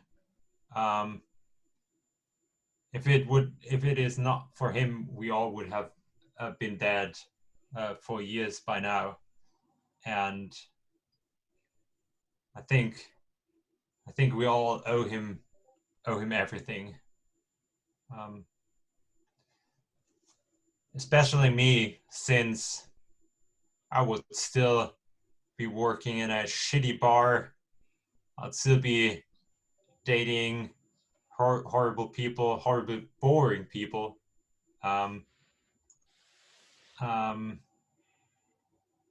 So, yeah, to the captain for everything he has done for us. Hey kid, you've just described the retirement I was dragged forcibly out of, but he says it with a smile on his face and just sort of leans back in his chair. It's more like you were kicked, Senka.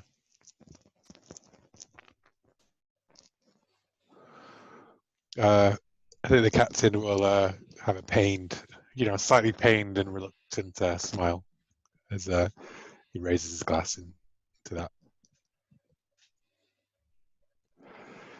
in acknowledgement. Cool.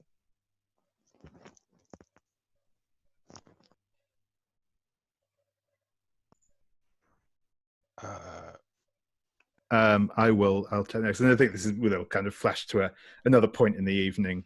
And I think I'm going to ask Aegon an awkward question. And I think I have I've dragged Aegon towards the dance floor, and I am dancing in his general vicinity. Whether or not Aegon is joining in, I do not know, but that's certainly my intent. I'm going to and I think so the question I'm going to go for is that I make assumptions about your romantic interests that may or may not reveal something your heart isn't ready to accept. How do you overreact? And I think, like I said, as you know, I said, Senka is sort of dancing and is clearly like actively enjoying himself whilst doing so. This is probably like the most relaxed in himself he's seemed in a while. And he says, look, I understand that. I know you're not interested in me anymore, and that's fine. What we had when we had it was great, but I just wanted you to know before we get into all of this that I still have a lot of feelings for you, and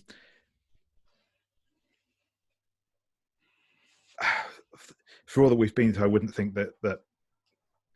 that's any less. And this may be the last chance we get to do this sort of thing.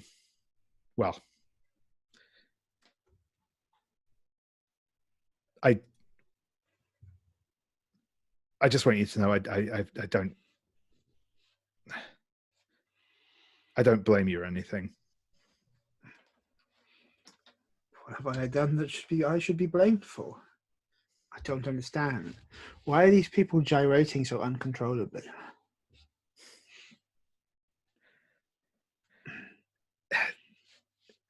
It's dancing. I thought that was kind of your thing. This is not dancing. Well, why don't you show us how it's done then? Every step we make during our lives is the dance. We practice and trail for it every day. So one day we will take our final step and the dance will end. I regret nothing, but I think I have changed. And I have found a peace between what I was and what I need to be. When this is over, if we succeed, my people cannot raise their banners again and come back to war with the Alliance. We must find a different way. When this ends, I will return to them and try to unite them.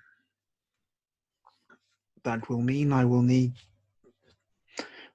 to marry one of the other things and unite our banners. And what I want and what I must do must now part. I wish you nothing but happiness, thank you. But my obligations and my oaths, I cannot forget them again.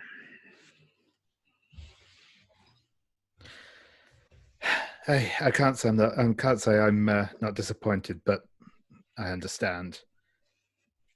Anyway, if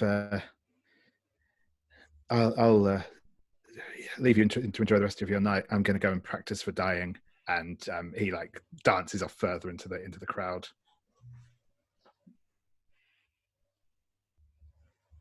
Cool.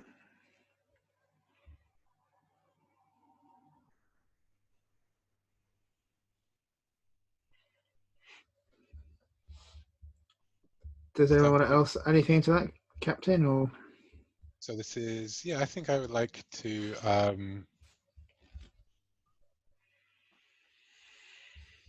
reveal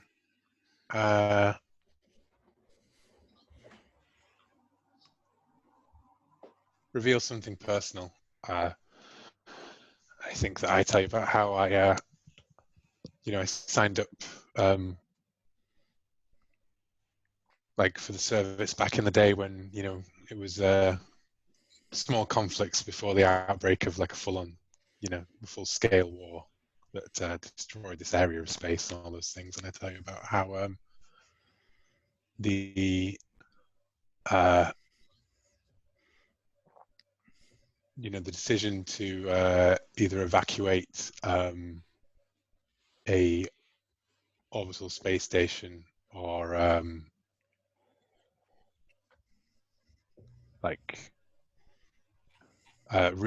evacuate a convoy of civilians from a collapsing star, or go back for our crew that was stranded in a broken ship, and how that was the first time I had to make the decision to put something ahead of my own crew, and that was story about like that.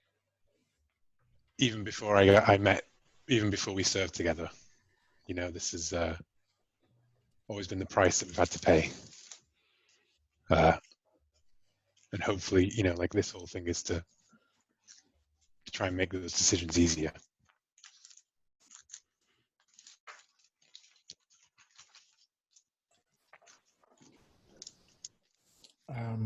Yeah, I think Tycho with Pastor is going to kind of be relaxing and kind of enjoying watching the rest of the crew kind of let their hair down. Yeah, in fact, you know In what? the, Maybe this is just me and you, the old guard, like sat in the booth. You know what I mean? Like yeah, nursing yeah, sure. space whiskey together, kind of thing. And I'm like, I never told you about the Caprica incident.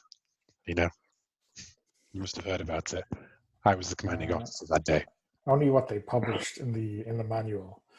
Yeah. Well, they did say that the brave crew of that transport ship chose to stay behind, but they didn't get that choice. Didn't have any comms with them. You know. For all I know, they were already dead.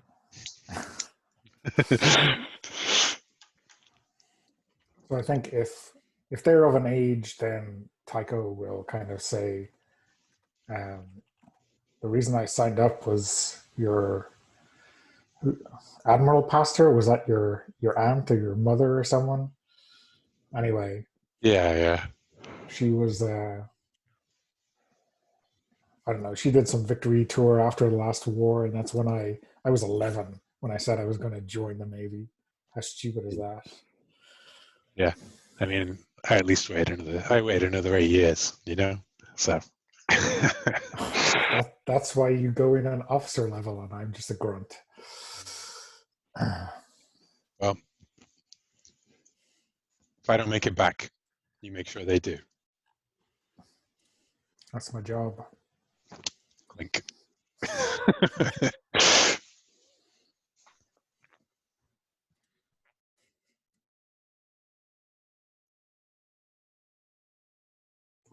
It's like drink coffee out of the cold dead skull of our stormtrooper enemies.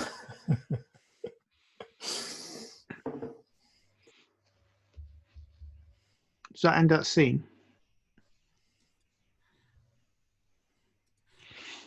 So anyone who's a player in that game draws a card.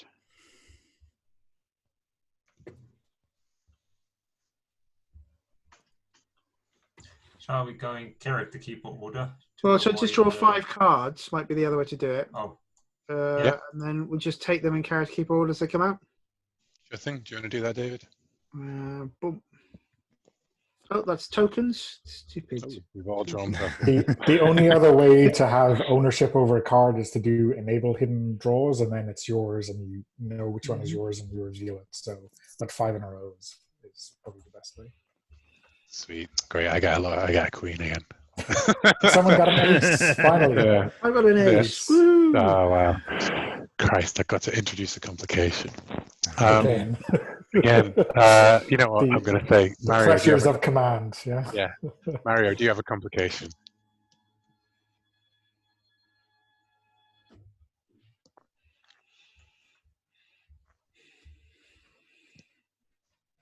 You're muted. Sorry.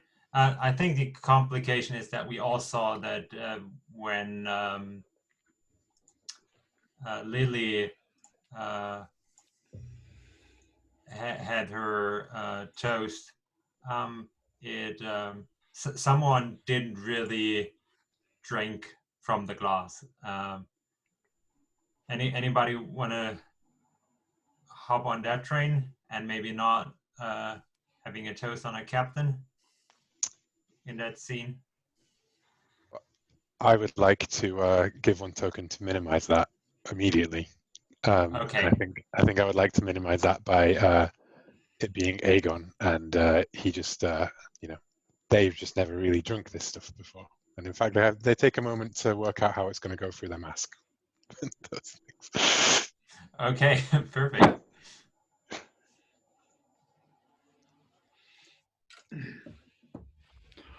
Awesome. I get to. So, do we keep these ourselves, or do they? Do we... You can choose to split them as, but you choose yourself if you wish.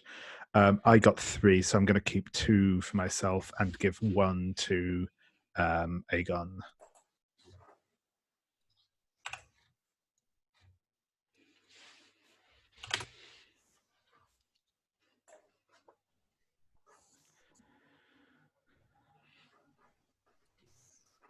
Yeah, I'm gonna give both of mine to the captain. Thank you. I'm going to give my token to Senka. And the painful truth about our shared past, I think, was relatively well revealed. But I think as we head back to the ship, we head to our quarters, Aegon opens up a drawer and looks at some of his personal effects. And in there was an engagement ring that he could never draw the courage together to ever give to Senka. I get 2 tokens, so I'm keeping 1 and giving 1 to Lily. I think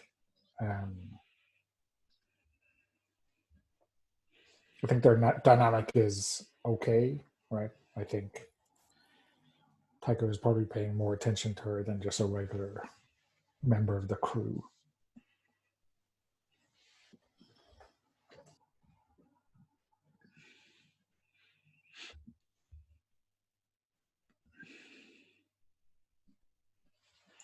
Will, you did take the tokens, right? No, I will take them now. There we go.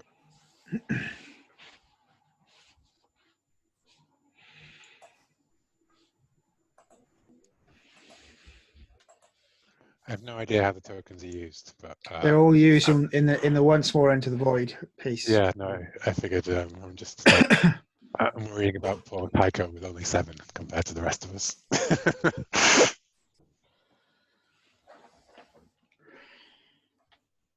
Do we want to move into the once more into the void section? Does anyone have any other scenes they want to do?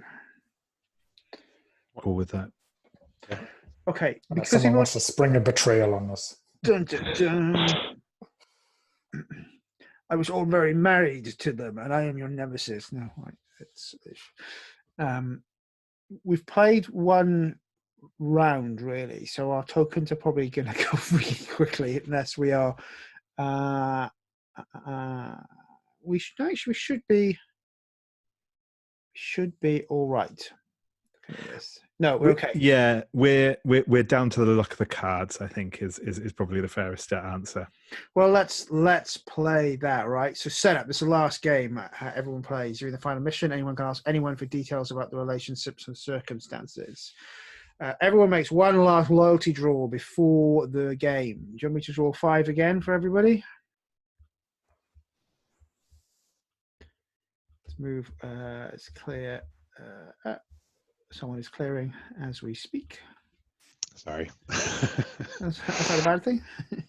And let's have 5. Just looking at the costs in Once More Into the Void. Pay 6 tokens.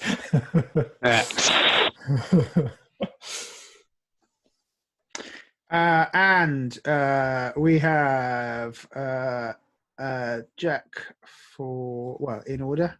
Jack, Queen, King, 3 and 5. Give away 3 tokens. Give away 3 tokens. Give away 3 tokens. We're dead. This is our complications coming back to haunt us, right? Which is what we our plan was revealed because they know our secret movements. That double agent, huh? Oh.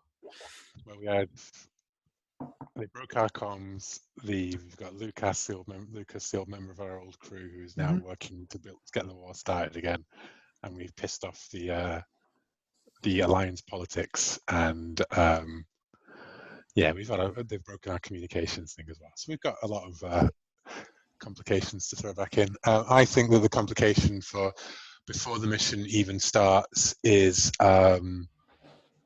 that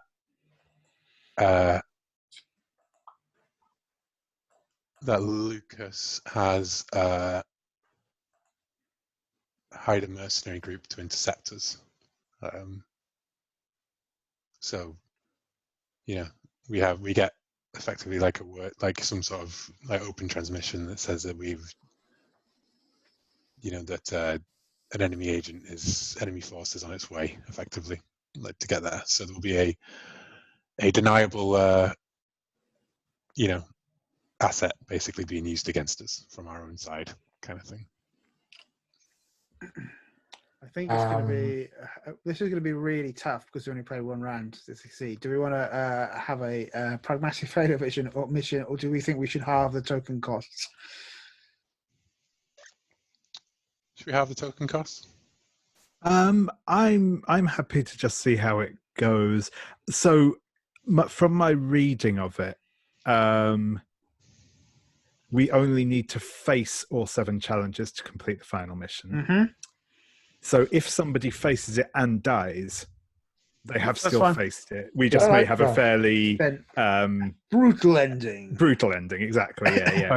I don't think we're just going to peter out and not be able to bring it to a conclusion. Let's but yeah, do that then. Have we assigned then? Well, do we have more complications to unveil? Right? For me and who's third? Me. Yeah. So I think the reason that mission to Aegon's old base went so cleanly was that the enemy was just scanning this spoofing system that we put in place, and now they know exactly what our signature looks like.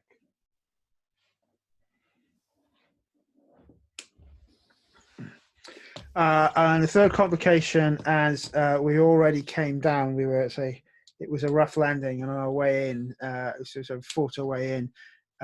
Aegon is already wounded, and his sword arm is busted up. Cool. I got for my draw, I got 2 tokens.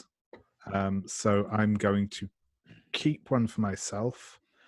And I'm going to, I clicked a side button there. So yeah, I'm going to keep one for myself to go up to 10, and I'm going to give one to Aegon again. And I think what this looks like is actually, yeah, following on for that, after we've come over the landing, and Aegon has been sort of had an injured arm coming in. I think that Senka reaches into his boot and pulls out the weapon he always carries by his side, which I think is now revealed to be a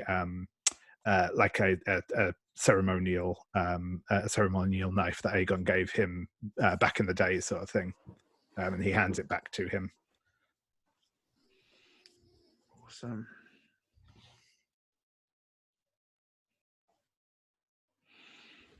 So I think we now go through. They don't have to necessarily be done in order. You can grab them where you think there might be a cool prompt, and we can ask questions and intervene as we see fit. Look, let's keep, again, in character keeper order. This time around, we'll open, I think, with the captain, who's probably leading us into battle. Cool. I choose a challenge to face. You know what? An old friend appears and betrays us at a critical moment, and I'm going to have that be. We didn't get the complication before the mission even starts is that we're intercepted by Lucas and what appears to be a alliance ship, and we go over to meet. He comes over to meet. We're on the view screen, kind of thing, and he's been tasked. He's claiming that he's here to escort us back to Alliance lines and put us under arrest. That we've gone rogue, effectively, despite the fact that this is a sanctioned mission. But it's by a different faction within our political group. And that's the betrayal, is that we leave our because he comes under official sort of heading. We lower our guard enough that now he's in a position to basically force us to come back if we don't accept. And the reason we can't just fire against them is because there are innocents aboard this ship, people who are just following orders, like a crew.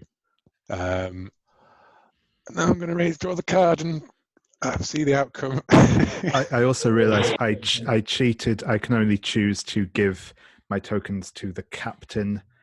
So I'm afraid I'll have to take one back off of you, Aegon. Sure. And in fact, I will take my other one as well, and I will give 2 tokens to our dear captain. Nice. So now I'm on 8. Cool. 10 of hearts. Nice. What words do I say to get through to them? You know, I think I remind Lucas about how all that blood that was shed and all of those things, like, isn't it, if we don't end this here and now, it'll all start again. I know that you want the war to be over and you think that we should have carried on fighting, right, until it ended one way or the other. But it doesn't have to be this way. You know, how many more people like Sanchez or, you know, Hicks and Hudson and Apone, like, what will happen to those guys? Don't you remember Lieutenant Gorman? That kind of thing. I go through the entire cast of Aliens and Starship Troopers before. The memories of the dead. He always was an asshole. So yeah, he was always. Yeah, exactly. Yeah, that's what he says. And I go, yeah, he didn't deserve to die like that, did he? You know. Cool. So I pay my 4 tokens. Thank you for the extra one, David.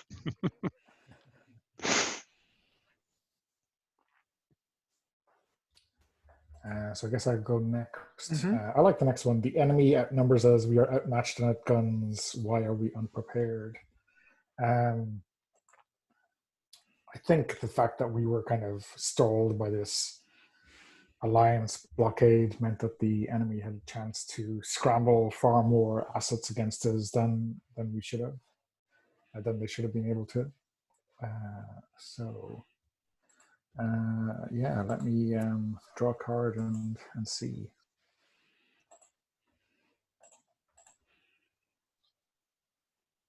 Okay, 7 of hearts. What brilliant tactic do I reveal and save us all? Yeah, I think we'd established, right, that there was like 12 crew members on this. So like the rear gunner, the dorsal gunner may have been things, but I think Tycho has linked those all to one central command turret, and she takes care of wave 1 at least with some kind of crazy, will be in the textbooks in 10 years' time gunnery feat. Well, that takes care of all my remaining tokens. Thankfully, I didn't draw black.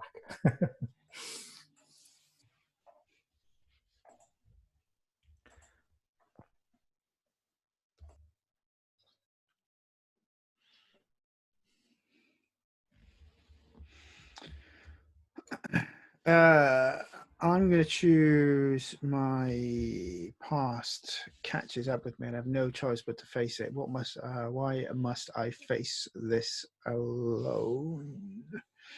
As we're fighting our way through, I think, yes, it does come to a point where he is separated and faces his counterpart, who is the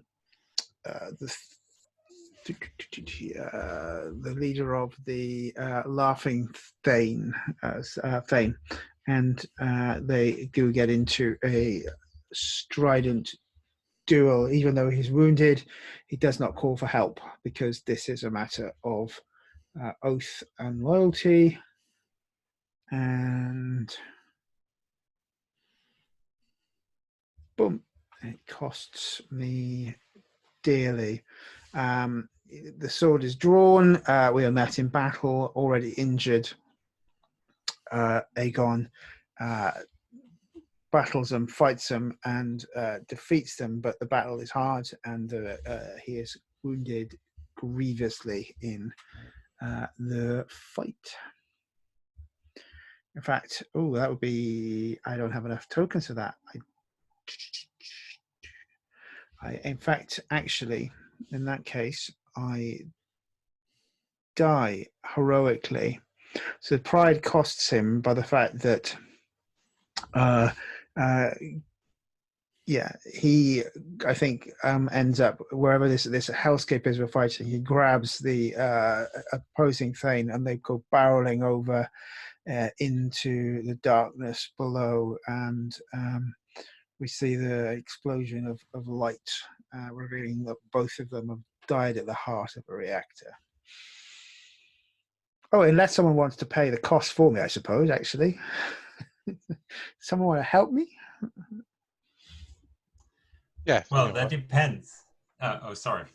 No, no worries. I mean, if Lily would like to, that's fine. If you would like to pay the price for him, but otherwise, the captain will. Yeah, I just need to get an answer of because that was um, your personal fate you had to face alone. So how did it turn? Like, did Lily just show up and say, "Well, you're not in this alone. We're in this together," or something like that, and then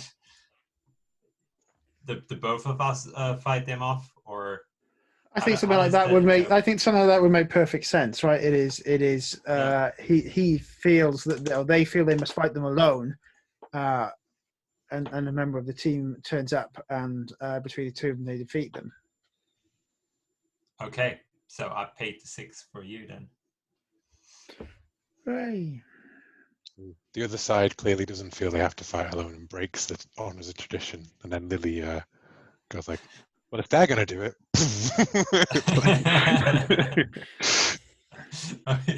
Yeah, right. Lily uses the training that we go flashback to that training and that move that Aegon taught her when we were training back at the start of the game. That training wasn't for nothing, you damn bastards. You gotta live. So it's on. So- It's on Lily next then. Yeah, and this is critical because I can't afford a black card. Our ship, equipment or technology fails us at a crucial moment. How did the ship, the enemy sabotage us? So, well, that's easy. Like, we had a double agent on board earlier, and there is some sort of device planted that turns off our shield at just the wrong moment. And at first, Lily gets real mad at our captain because he used to forget that damn knob he had to put once he powers up the shield. Then Lily goes over and just powers up the shield, pushes the knob, and same result. Shields won't come up. So I'm gonna bring the cards down there, and I'm gonna draw a new one. Oh, that is a black one.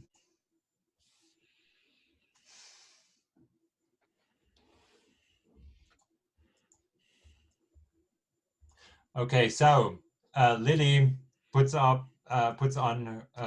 her her suit to go outside and repair whatever seems to be broken. And before anybody recognizes it, there's she isn't to be seen on any of the cameras anymore, and her fate remains unknown. Yeah.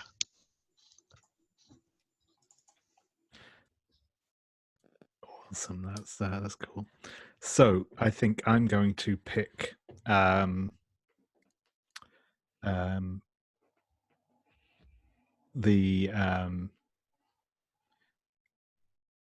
we are confronted by something unreal, horrifying, and larger than life. How is this monstrosity my fault?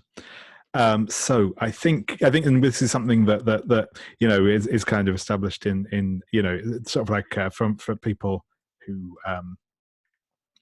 you know played the previous game will know that occasionally kind of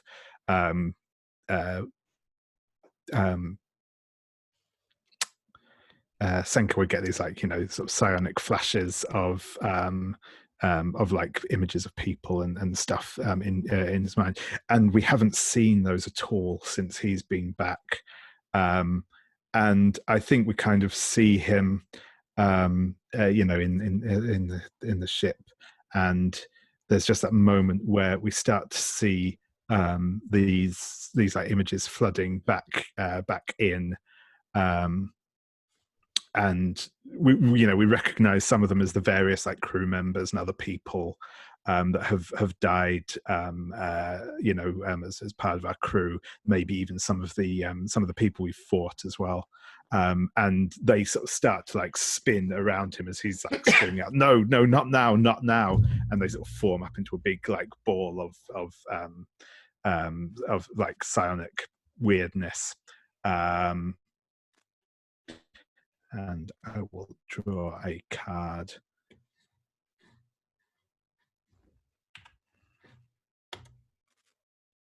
And that is black. So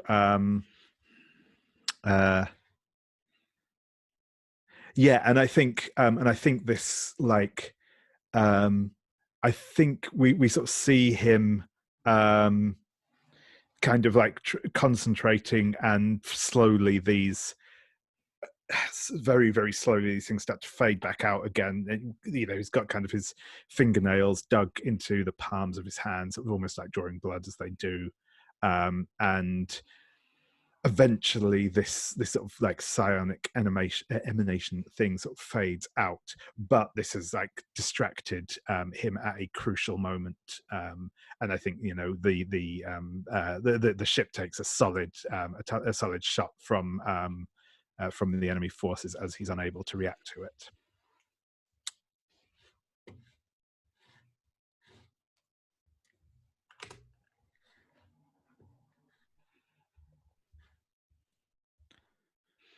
So we back around to me to choose.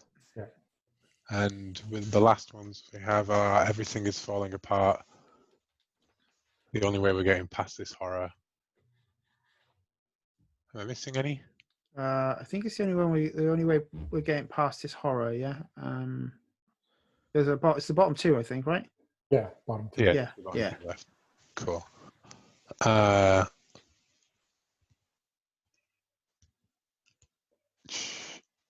Cool. And I can choose either of them, can't I? I don't have to choose. Yeah. Yeah. You know what? But I am going to say everything is falling apart, and it will take all of our skill and nerve to navigate through this hellscape. Mainly because I can't think of a dark secret to reveal.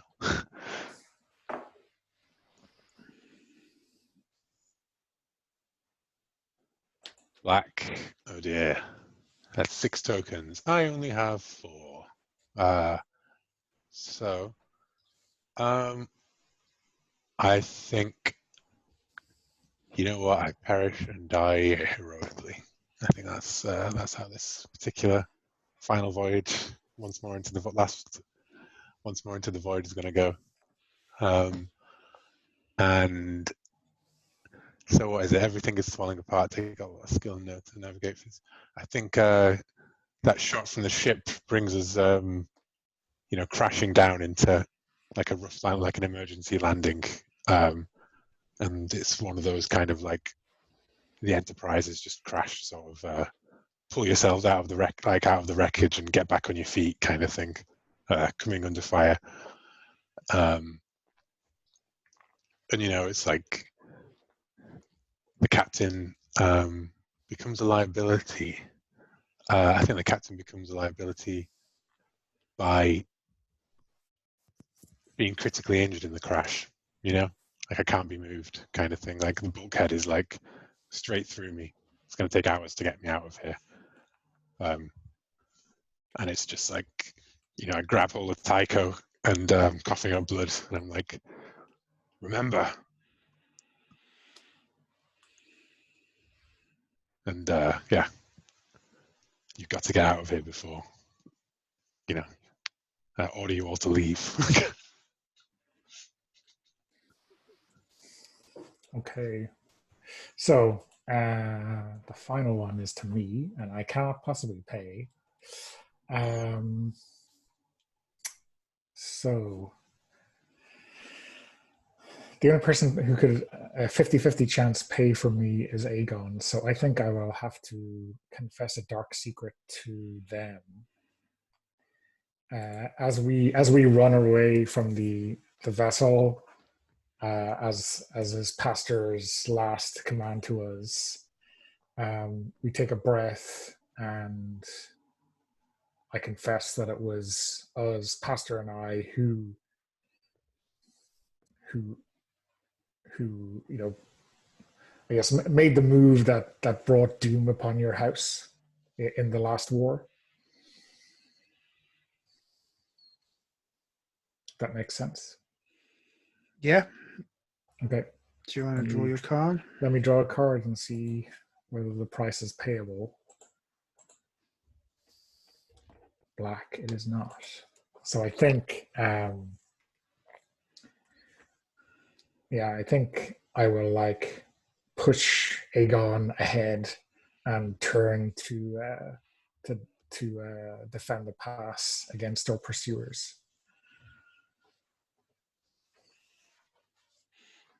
Okay. Well, the scenes I don't think necessarily then have to handle it in a cap and in order, but those were, I suppose, the final vignettes. But then we get to that sort of final duel, and then I think we are. Well, yeah, I mean, no one could have paid that final price. Yeah. So Yes, we can't break heart and reveal it, but it's that moment of at the end, Aegon realised you were not the family he thought you were. Dun, dun, dun. So we move into the epilogue phase. If you didn't survive the final mission, 3 out of 5 of us died, right? Or didn't survive. Well, some people. Fate reminds us in. If you didn't survive, so that's for Commander Pastor and Tycho. You choose a question.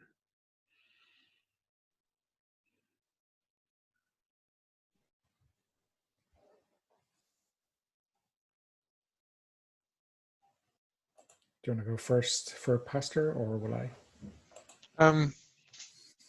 I will go first, and I will say who thrives on my legacy. And I think that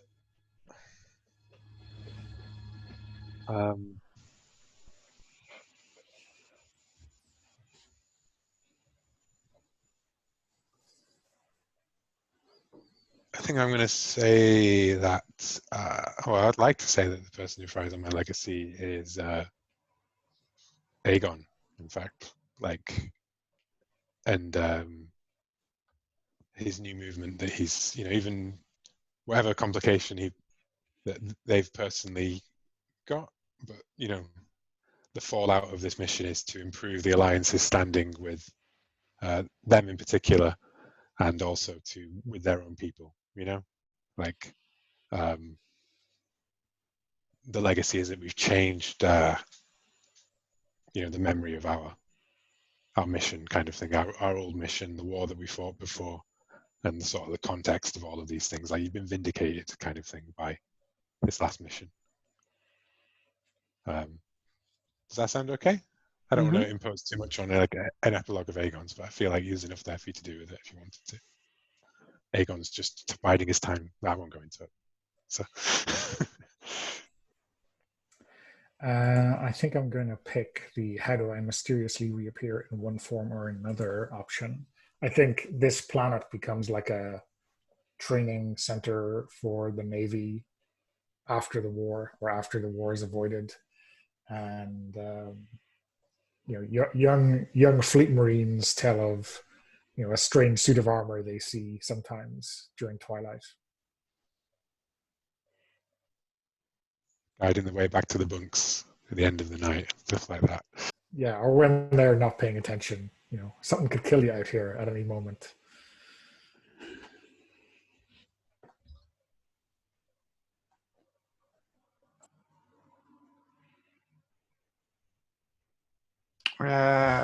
If you survive the final mission, which I believe is Senka and Aegon, choose one.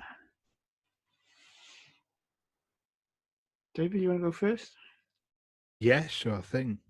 So I'm going to choose what strange events occur before I disappear, never to be seen again. And I think like the crash of our ship was pretty catastrophic. You know, it's sort of total on the surface of the planet. But I think as everyone else has like evacuated the ship, the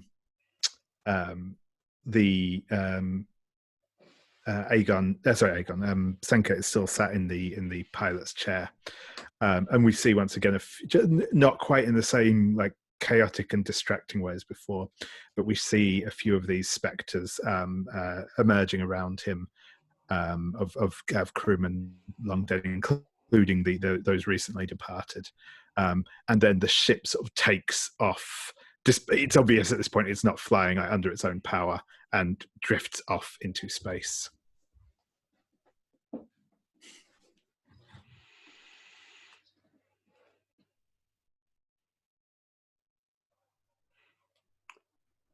What new heartbreak changes me, and what do I yearn from? Yeah, and I think it was the heartbreak of Tycho's reveal. It was Pastor and Tycho that caused actually the final destruction of the people and his clan. So when he marries and reunites his people behind the banner, he does try to live out the promises he made foolhardily to Pastor, because that's the oath he made, where secretly he wishes that we could strike them down from the galaxy forever, the duplicitous, feeble creatures that they are.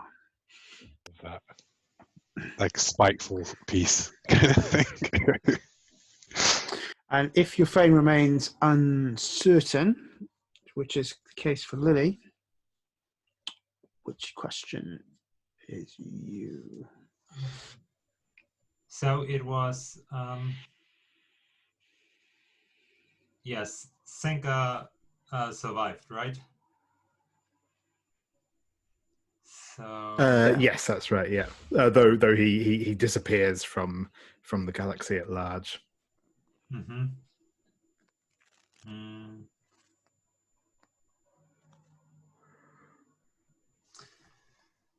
Yeah, I'm tempted to go for a big plot twist and maybe major cliffhanger, and I just want to direct it to Senka quite specifically, because I think that fits, that is the best fit for this kind of story, and we see that before, like we see Lily wandering planets, and we see a shot of her, and we see her talking to her superior we saw in the very first scene, that supposedly wasn't willing to let her go and threaten her to that she would lose her job, and we called him Brian, and later we find out, well, if I may, I would say Senka finds out that Lily was the traitor all along, and that she wanted specifically Commander Pacer Dab, because he killed so many innocents, and well, some people she knew, and she wanted revenge.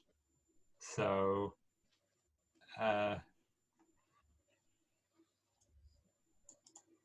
yeah, well, she plotted it, and she never went missing. She had a ship that picked her up before the our ship crashed.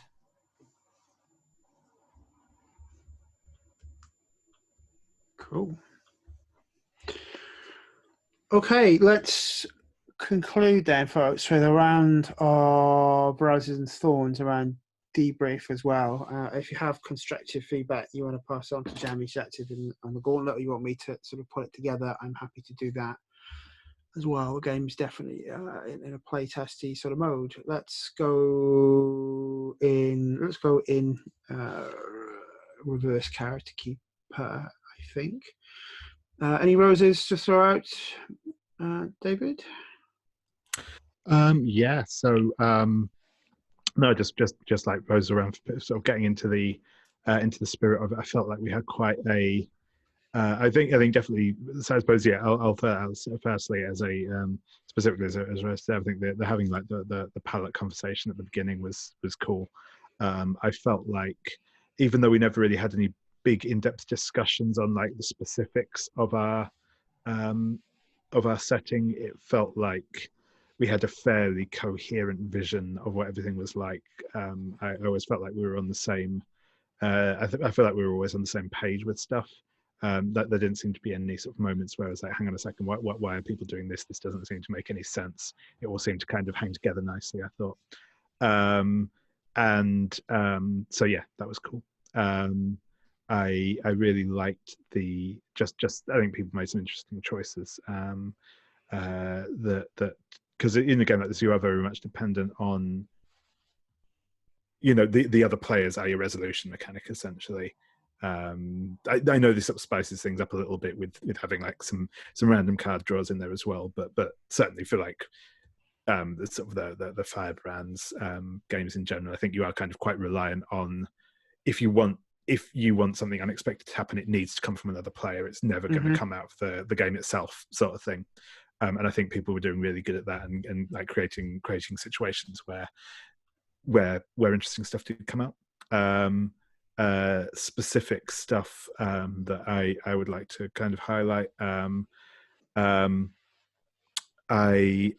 really liked that very first scene in the training between Senka and Aegon. I felt like that kind of set the tone of their relationship for the rest of it, which was really nice. So that was cool. Thank you for that. I really liked, again, similar that's in that training scene, the bit with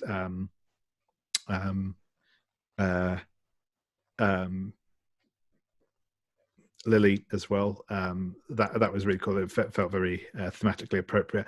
My only kind of slight regret on that, which not to the point of being a thorn, is that it would have been cool to actually to have done that scene as the last time we touched, rather than just in that moment would have been cool. But that's fine. I think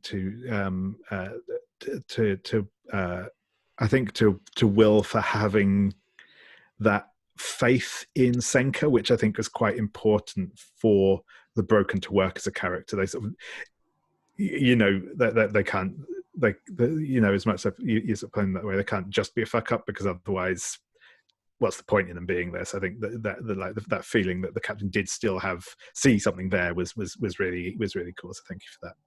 And last but not least, Donna, I really liked Taiko's sort of that pragmatic sergeant type was really cool. We didn't get that much screen time together, which is a shame. But I thought that the scenes that you were in were really cool. I really liked that.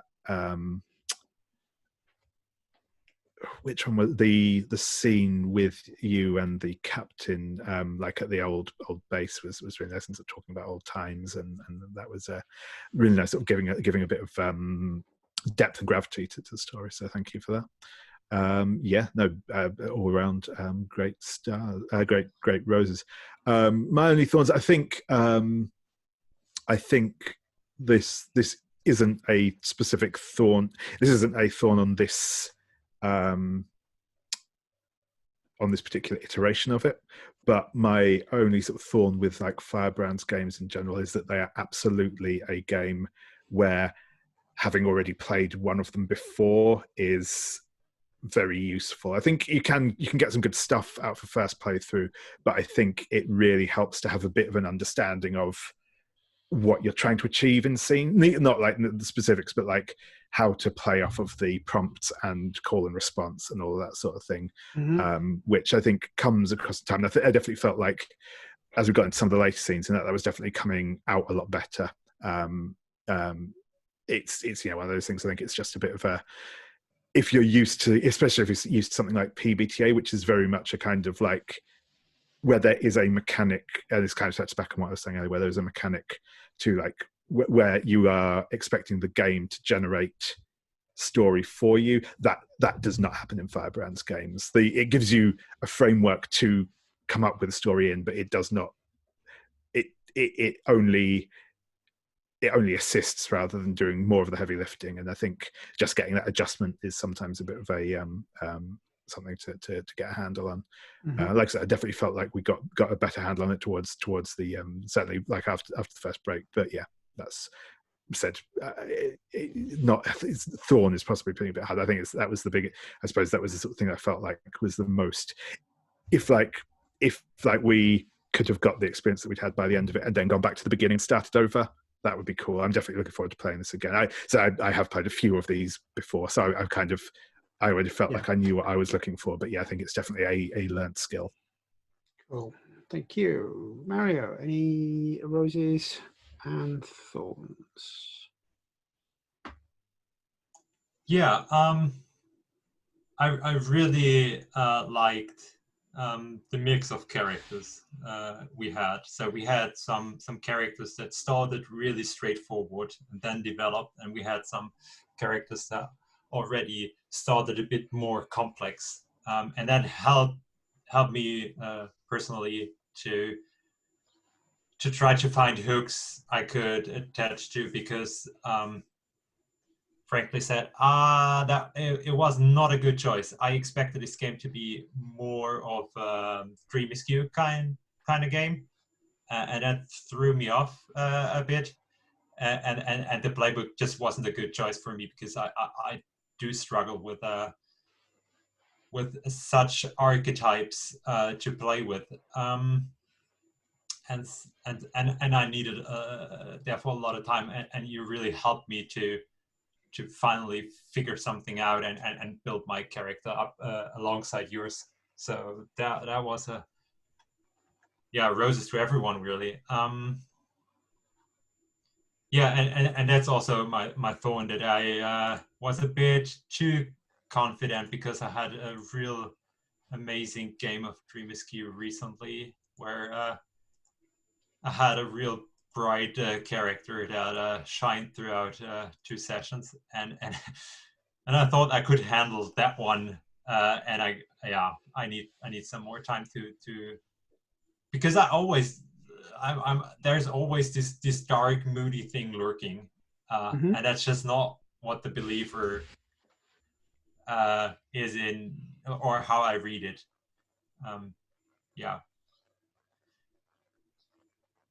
Cool. Thank you. Donna?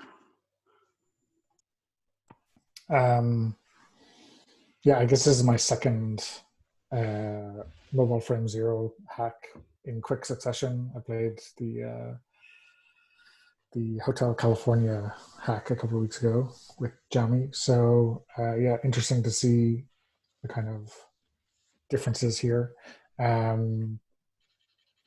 A lot of really good scenes to call on.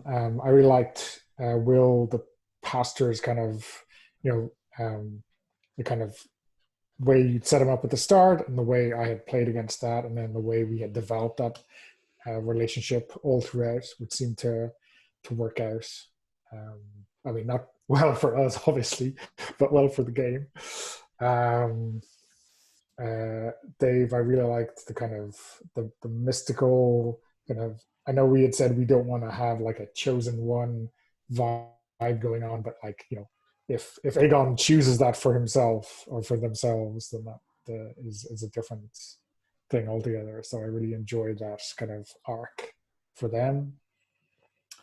Mario, I really liked this kind of the relationship we had built up, which was complicated and argumentative, and then suddenly something entirely different. That was enjoyable. And David, I think did you get away unscathed? Well, I'm not sure about that, but like, again, we had this I think if anyone brought out this kind of nurturing mama bear side of Tycho, it was Senka. So yeah, good that the pilot gets to live in this. Thorns, I mean, obviously we would have needed to schedule a third or maybe a fourth session to get full value out of this, but yeah, I don't know. Do I have any thorns apart from that? I'm not sure. Yeah, I think that's it from me. Will? So my roses are for people being patient with me misunderstanding the framework of this, but also for everyone came up with really good complications. I thought like we drew a lot of or I drew a lot of royals and had to come up with complications, and I liked how whenever we put it out there, whenever we had things where we all had to come up with a complication, it really tied back into the story that we built. And I'm going to say I'm particularly going to give one rose in particular to Aegon's like poetic turn of phrase off the cuff, David. Very well done. Very scenery chewing and sci-fi portentous. I liked it. What was that one? Sorry. About Aegon's like turn of phrase. I loved it. Like off the cuff, it was all very like hinted at a wider culture and that kind of thing. Like thematically, I liked it. And yeah, we had like a Jedi Quarian from sort of like a group of serious Klingons, who were less sort of big and loud, but still all very action and faction-y. Mm-hmm. And yeah, I really enjoyed this. I really enjoyed the theme and everything. I loved. Well, I think in terms of like Thorns, I think that you can play it for anything, right? Like. It could be any setting, it could be anything, it could be Picard, it could be Doctor Who, it could be whatever, right? And it could be our kind of like numbers filed off sort of world as well, right? Like of various things. I think that I struggled a lot with like knowing of how much to that to sort of create, like not knowing the enemy, for example, makes some of the questions harder to, because we played it very loose, like right up until near the, we were quite way into it. And the drive and things like that. I think that either of those things I would, if I was to run it, would probably solve by choosing like, a shared setting from the outset, or maybe like some like loaded questions, like PBTA style, kind of like, what was your last mission? What went wrong? Like who is the enemy, kind of thing, and just sketching in those sort of broad level touchstones. But but I really enjoyed it. It was great. Cool. I will also roses all around. I enjoyed being challenged by pastors. There are no good choices. There are just the choices you make in the moment. Sort of grey choices. I pushed that character out quite a bit. I say I did really enjoy Tycho's pragmatism, and I really like the scene painting again, to come back to that one when we had the sort of recruitment piece as well. One of my favorite actually descriptive scenes was with Lily describing the university and the other professor, and it was just sort of this entirely mundane academic being pulled into this mission with this bunch of battle-hardened veterans was quite fun.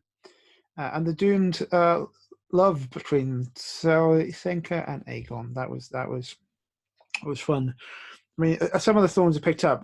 Thorns, you should think, just how feed back into the playbook, because I think actually there's a hell of a lot of cognitive load on the captain in this game, like a lot of cognitive load, and actually having the player doing, rather than Will choosing the complication when those players were picking up, if they picked that up, it would have given them a bit more control and we could have got to understand his characters better. I think I agree completely that establishing questions at the front end of the game would have helped us to build up just a half dozen, one or two each, but we could have easily sort of established what and who we were facing. and that would help. I think it depends sometimes how used you are to story prompt type games. You can just make things up, like we kept saying the enemy and maybe like the Federation, where you could have just said it's the Alliance and it's this and it's this, and that sort of establishes. But people aren't used to that. Establishing questions are a good alternative. I've had this with Jamie's games before, right? Where she says it takes 4 hours. I will learn to believe that when she says 4 hours, it actually takes double that, because I don't know what it is about them, but they do. That means I think they're quite dense and good games, but they take more time. And I think I'd feedback some of the questions. Actually, she's not asking one question; she's asking two, and that actually makes it more complicated. It's your tendency to sort of do that, but. Again, I think as a framework, it's quite different if you haven't played it before. I played a couple, as David said. I played King's Dead a few times. I quite enjoy that. And there's more in this theme. I think it's a very interesting theme or way of running games, but it is all about you're not playing into the interstitials. You're playing only the scenes where those characters are in focus, and nothing else pretty much matters. It's just about the relationships. Yeah. Between what's going on in the war between the blah and the blah, and important it's the cutscenes in the game, not the spending 20 hours of hacking through the dungeon. It's like just like stuff. Real BioWare games. Yeah, exactly. So right, it's a thing. Like if you're a BioWare game player, you spend hours and hours of hacking through just to get to the one thing that you actually really love. So just to see how it all unfolds. It's interesting. I think it's good. Yeah. As a framework. Sorry, David. Yeah, you go on. No. I was just sort of picking back off of that, because again, sort of having played a few of these now, I think. Yeah, I'd agree that I think some of the instructions are a little unclear, where it sort of says I and you, and it's not quite sure who that I and you are. I think that's maybe something that could be tightened up. But I do also want to sort of say, while we're still recording, that I do think this is probably the best of these like hacks of Firebrands I've seen so far. It does some really interesting stuff with the mechanics and the stuff, and I think there's some really good stuff in here. This is a great game, right? And Jamie, if we're talking about this, Jamie put this together, I think, in about a week. Which you were just beginning with an idea, and like if I could do something like this in a week, I'd be just like. So it's awesome. So I will feed this feedback back to Jamie in a constructive way. But I felt it was a positive game. Yeah. I think I have an addition, because if you're not used to playing Firebrand games, I think if we occasionally would be referred to our qualities to have that baked into some of the questions, because now I figured, I hardly checked for any of the qualities of the other players, and we established that, and I think that was a real good move to establish that real early on, and with the left and right players to take part in that. But you need to track that for yourself, and it's never, your qualities aren't ever mentioned again. So an occasional hint, well, at least for me, that I think that would have changed a little bit of the decision making. Yeah.